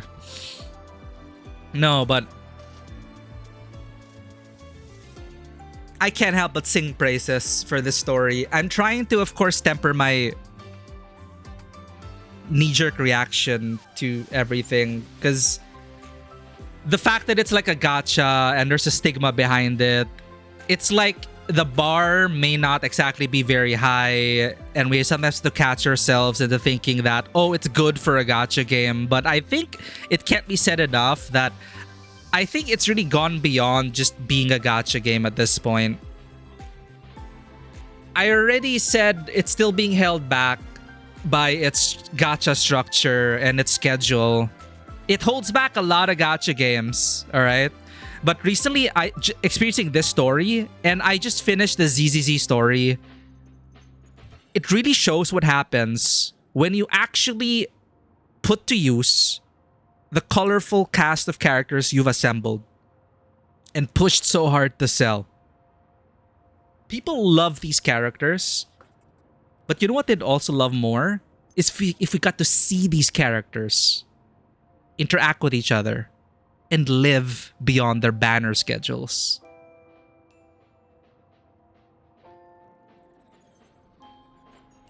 And I'm proud of this story that it didn't give us a conclusion. You know, you would expect it, because I was primed for that.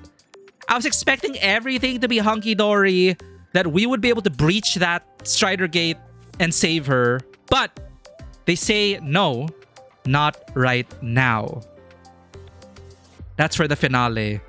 That's why I was so confused, because I felt like the finale was coming, because I thought everything had to be bound to Aemeath's banner, which is 3.1. And that's why I was saying in the beginning, what? Finale already? Why? But no, it's not the finale yet. So I feel like Aemeath's is one of the more powerful stories because they've found a way to kind of go around their own handicap, that is the gacha banner schedule. We're still bound by it, but I think they're trusting the storytelling to sell the character. Like this, I feel will because of they decided to take a risk with Aemeath's story and not wrap it up in one patch. I feel that more people are even going to pull for Aemeath now. So it's like trust in your storytelling and for your characters to shine in their moments. And you will sell those characters like you would sell merchandise of these characters. Why people will buy figurines of their favorite anime characters. Just tell a good story and don't cater entirely to your gacha schedule. And I feel it. And this is such a compelling story. Still a compelling story.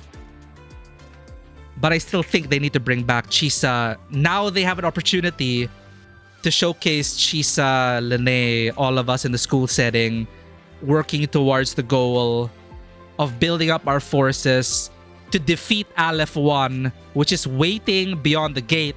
So it's very Cartithia, because Cartithia was also holding back the darkness. They took a page out of Zelda, with Zelda holding back the darkness in Hyrule Castle, while we were working on the outside, working our way towards there. So that sense of urgency has to be maintained. Because Aemeath can't last forever, but we believe in her because we helped raise her, and her will is so strong that she did all this. The loop is closed, but we're not going to lose hope because she's beyond there fighting, and we have to fight for her, to be with her, and we will. And we're going to fight together. And I really hope they learn from their mistakes in Renacita and all of that, to have these cast members come back and interact with each other like real human beings to help them tell better stories.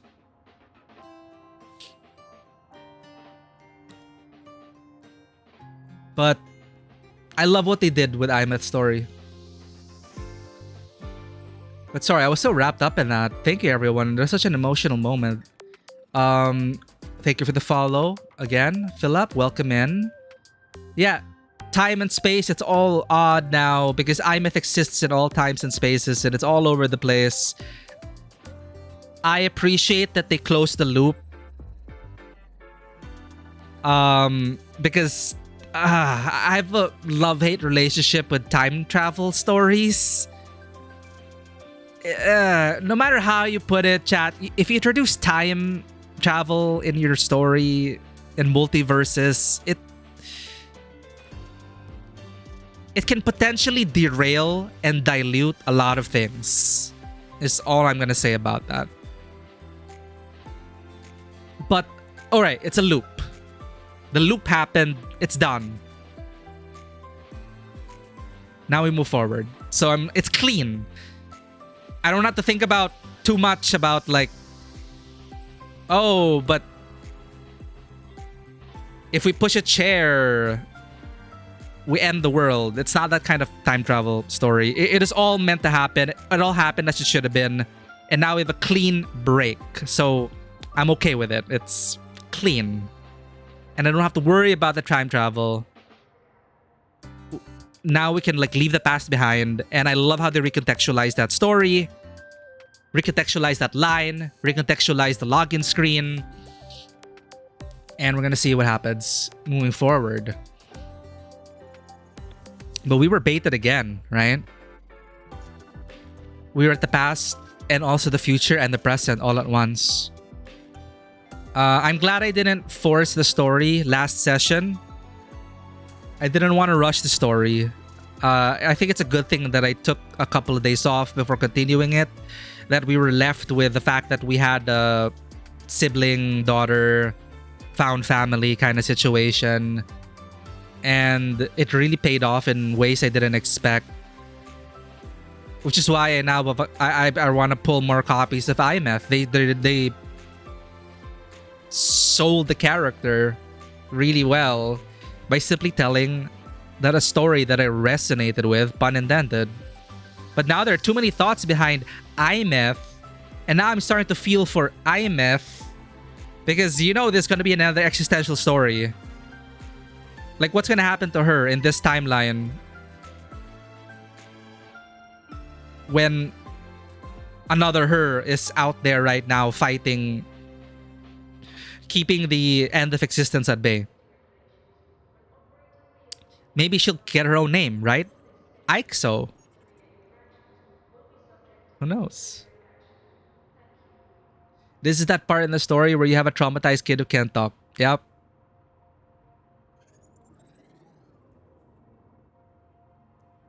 It's this part of Ava. Or Gundam.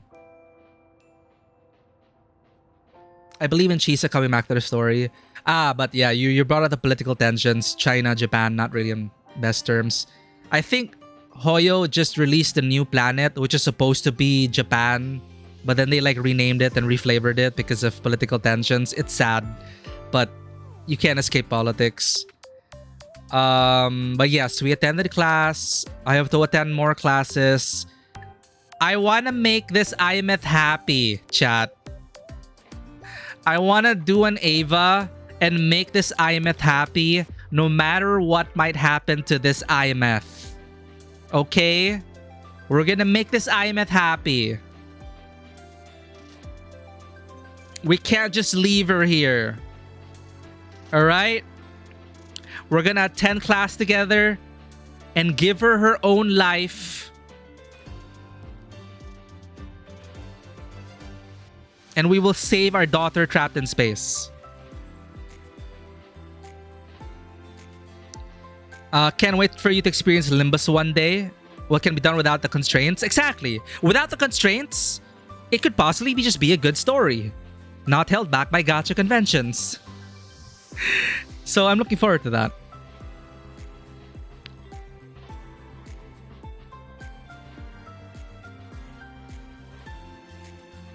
When did I say this? Look at it. It's just so hot. I need to be inside one right now. What did I even...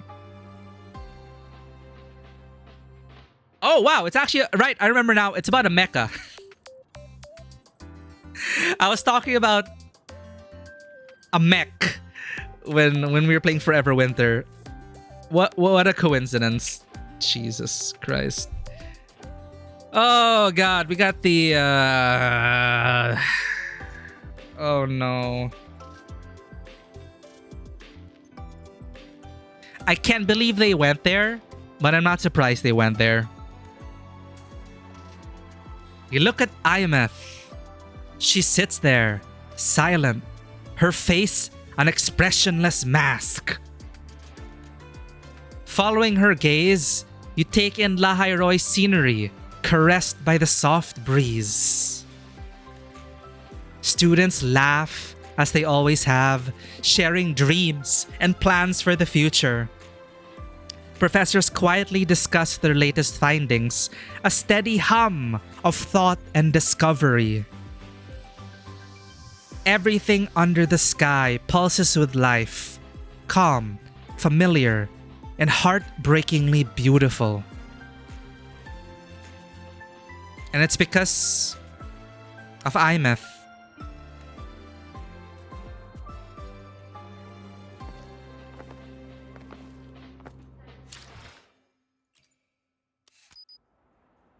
There's her savior, chat. She's mecha depressed, but that's her savior. That's the savior of Lahairoy.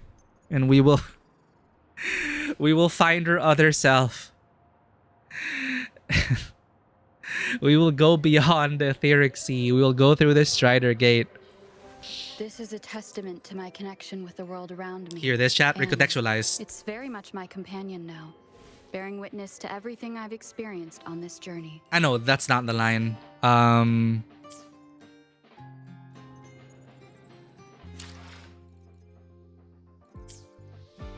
But yeah, now the loading screen is different. There. As we head toward our shared future, leaving the past behind. You think it's just, oh, it's just whenever you open up her character sheet. Let me be there for everyone.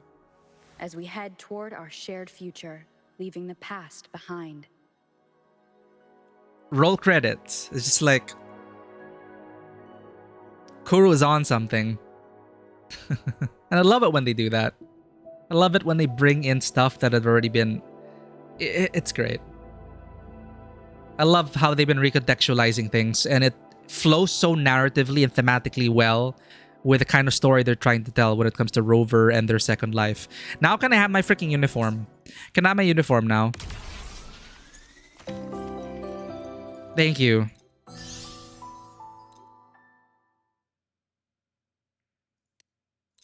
After more than a year.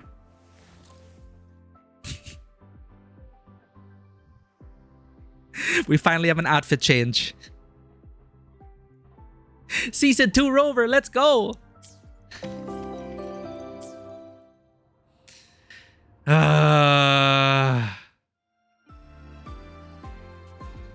Mecha depression. Who knew we'd come back here? Yes, we played Forever Winter, the early access. It is fun. It is fun. But we never continued it. Oh, thank you, Zen. Ginungamir is the yawning void, primordial abyss that existed before the creation of the world. That makes sense. And that's where the loop was closed. It is the beginning and the end of that story. And it is beautiful.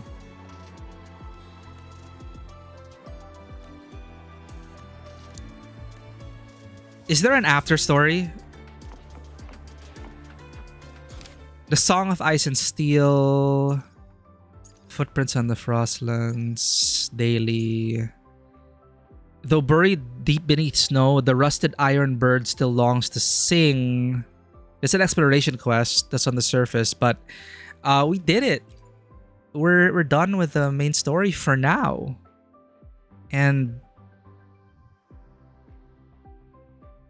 man, it's insane. I hope you enjoyed that story as well. I hope you're all enjoying Wuthering Waves. It's been I think it's in a good spot. And I am always going to be critical of it. But right now I'm just I'm still a fan. I'm still a fan of Wuthering Waves, and we're still committed to playing the main story on stream.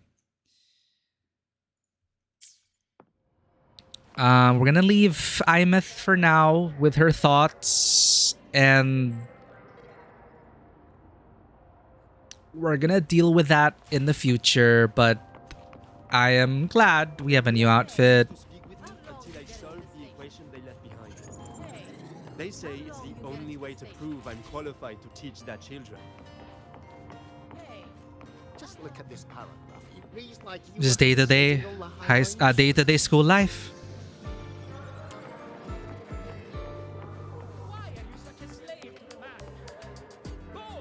And nobody knows. Nobody knows. Up, little Fleet Snowfluff over there. Oh, man. When she was falling into the field of flowers, I feel like that is straight out of Final Fantasy VII Rebirth.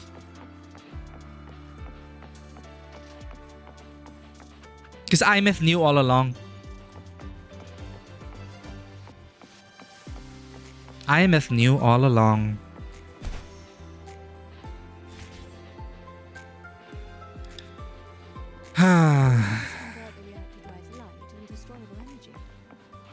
During inspections, always check the lenses closest to you, just in case of an I can emergency. give you a ride to the training grounds today, but stay away from my sink jack. Grab the back seat, the bumper, It's just school life now. Usual dialect. This place's name means Nobody knows. Well, They don't know that she saved the world.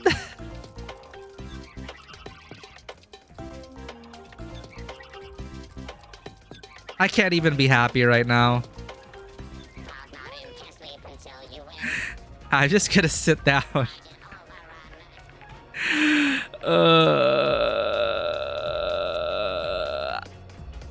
I was gonna stare into the distance as well.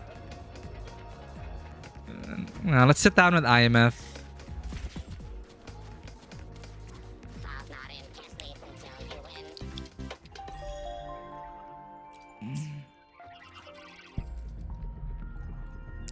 So what's next for us?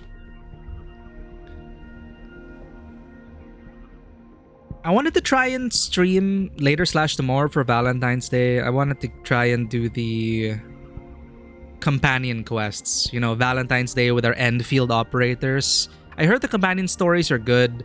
I don't know if I'll have time to stream, but I'd love to try and get that in. Because I don't have any plans for Valentine's Day. So I wanted to do some companion quests. That's off schedule though. I don't know what to play next right now. Because we have... I want to play Resident Evil Requiem when it comes out later this month. But I'm going to have to sit with this story for a while and consider what we're going to play next. I feel like I want to get into... We've been playing a lot of gacha games because, well, they've really...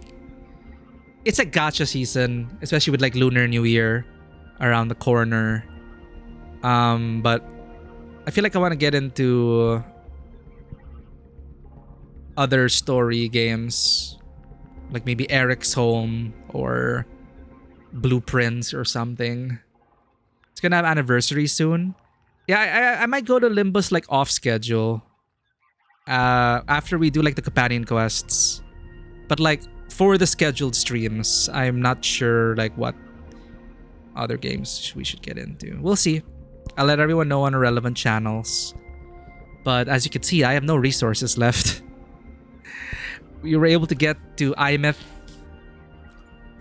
S1, but I might have to leave it there. But Aemeath and Cardathea are hands down my current favorite characters in this game.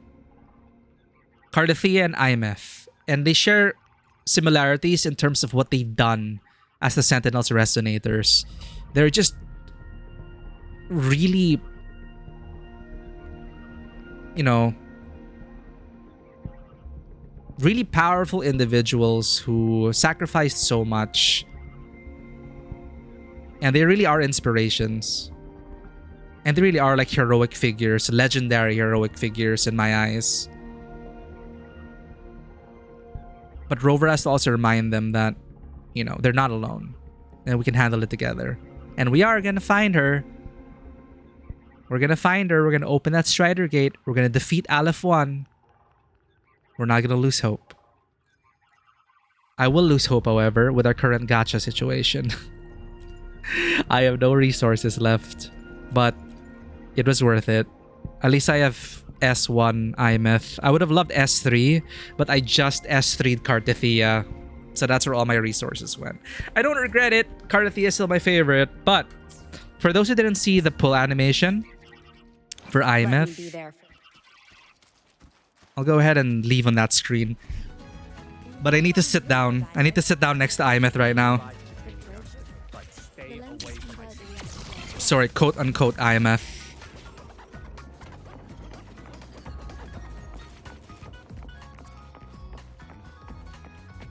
Oh, she's gone?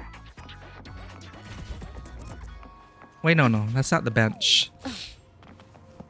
Did they remove? Oh no, did she move? Where's she now?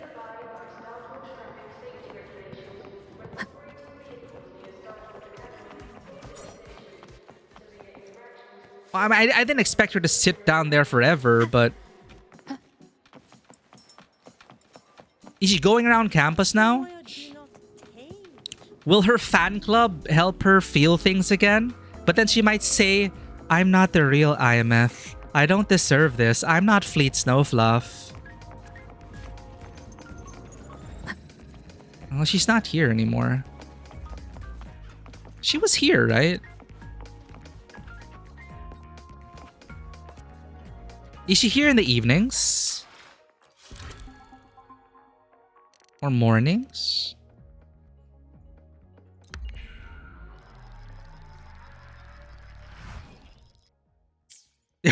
Where's my daughter?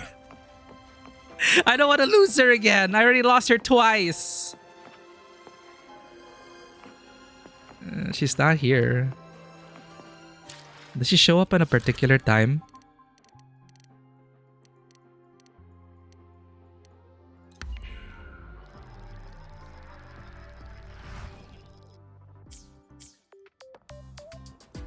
Alas. Scarlet Hollow episode 5 tomorrow. At this point, I think I'll wait for them to iron out the finale. There's so much to play and so much to experience. Nope. That doesn't leave a good impression. I just wanted to sit down. I will stay here in her memory. But I'll think about it. Right now, I'm enjoying just sitting in this story and the risks they've took with it. It's great. Now I gotta earn currency and try to get her. But this is her pull banner. Let me be there for her pull everyone. animation. I put her in my showcase now.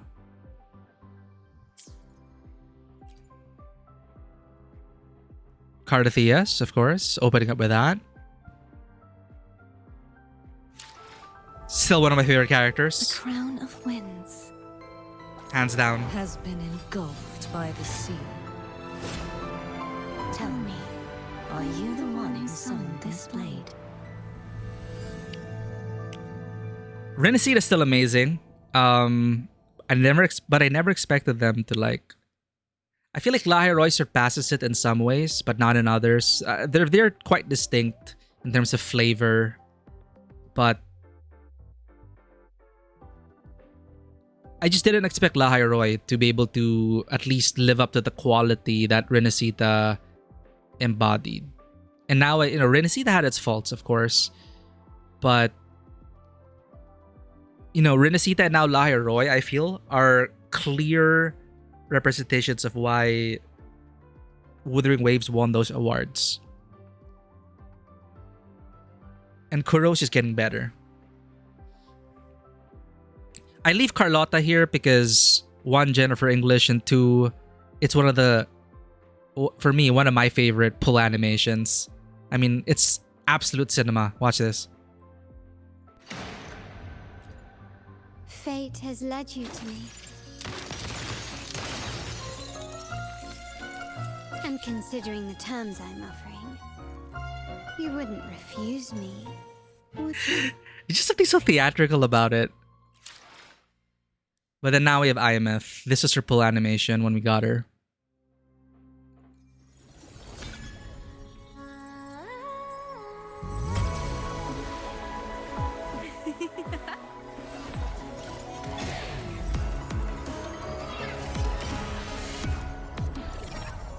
The Strider Gate. We saw you. You did well. You did so well. My ghost daughter.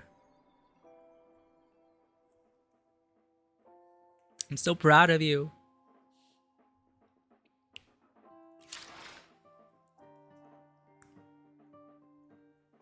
All right.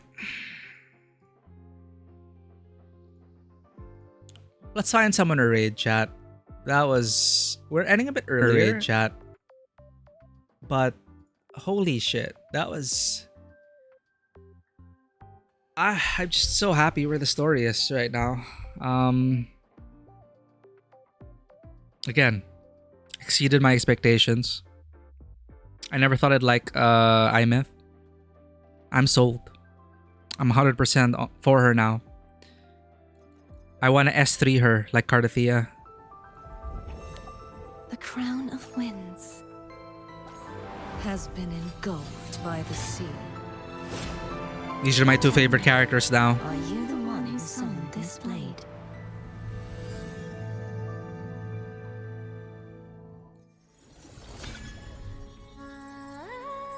Limbus, first two chapters, everything but story, a bit of pulling his lock. We'll naturally progress through that once we cross that bridge. Did you see me? Cinematters Online, talking and chilling. Aemeath is playing This Bed We Made. This Bed We Made? What is this? This looks like a horror game. This Bed We Made? Never heard of it.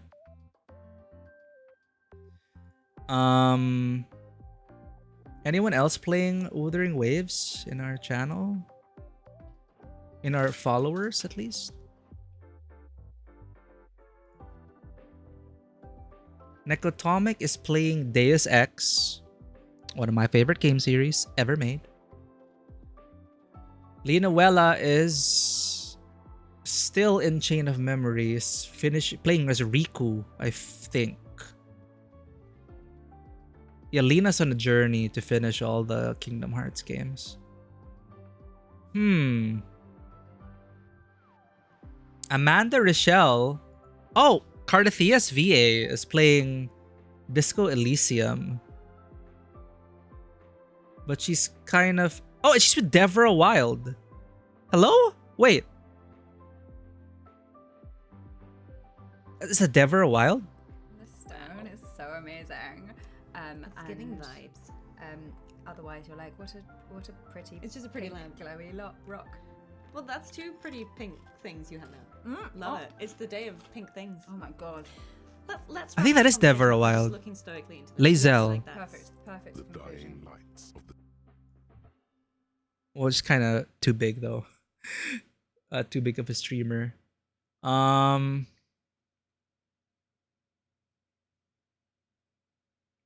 I love Deus Ex. This Bed You Made, third-person narrative mystery game. After that, it's possible to just borrow unit, but yeah, don't worry about usual resource things. Yeah, ideally in these gacha games, they let you like play through the story without needing to like, without requiring you to pull. Because they wanting to finish the story. We'll see. Again, I'll have to have a good think about it. I'm in a mood right now for, I don't know, I want more Wuthering Waves. I want to save my daughter already. She's trapped in space, fighting the heat death of the universe. And we're here, enjoying school life with the new friends we made along the way. We can't just stop here. We need to save her. So actually, I don't know how Luke's story is gonna pan out. And Sigrika, her story. There's still a few more characters that they have to sell to us. I don't know how they're gonna build upon the story. We'll see. Oh god. I'm just gonna have a quick peek at the Wuthering Waves channel to see if there's someone we can raid from there. Because we finished the story already.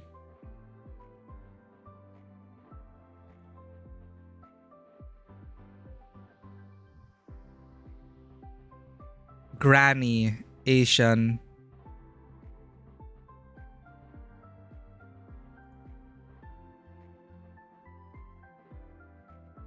Did they start yet?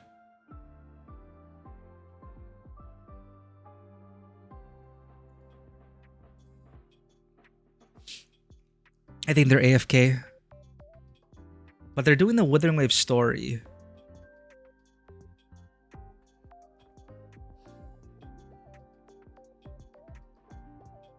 Third-person narrative mystery game sounds like something we might want to play.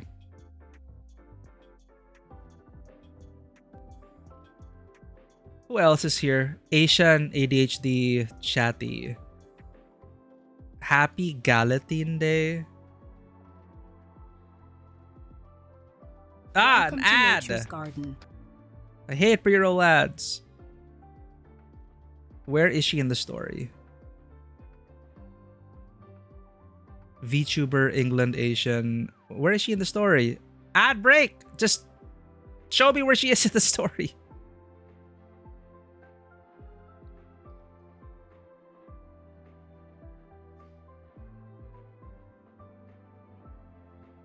She's playing as Mornier, but where?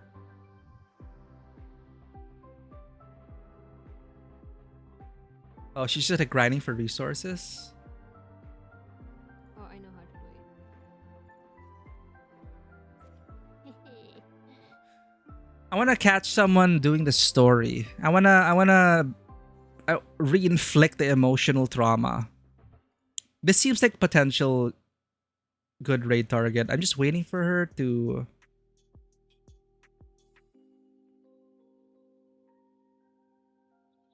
I don't know how long she's gonna be AFK for. Again, if anyone has any recommendations as well, if you know a streamer that you like who's also playing Wuthering Waves, you can like go ahead and do that. Very short stream, story catch up, Vile Bunny. The Banui. I hope you get meds. But she's watching like music videos. Okay. Don't want to get muted for that.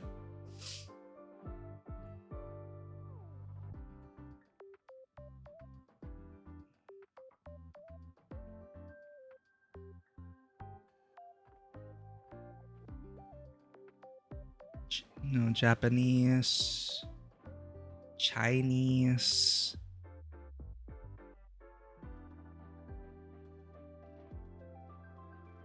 Mount Firmament side quests. No, I'm looking for Aemeath. Aemeath. But they're on foreign languages. Seriously, that's all the streams?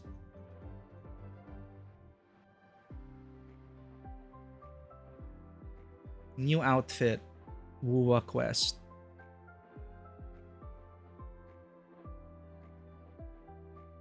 Yo.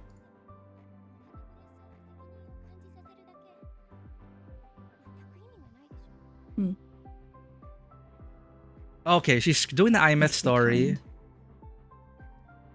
I have Berserk on her even if I don't. And they just revealed. You're right. They just revealed that we took care of her when she was young. And they're playing the Japanese dub. Wait, I have a cute pink child at home. I need to go back. Okay. Maybe that's a good raid You target. should have a little more faith in me. Akari Ruby. Let's make a new friend, chat. Let's make a new friend. Just checking one last time.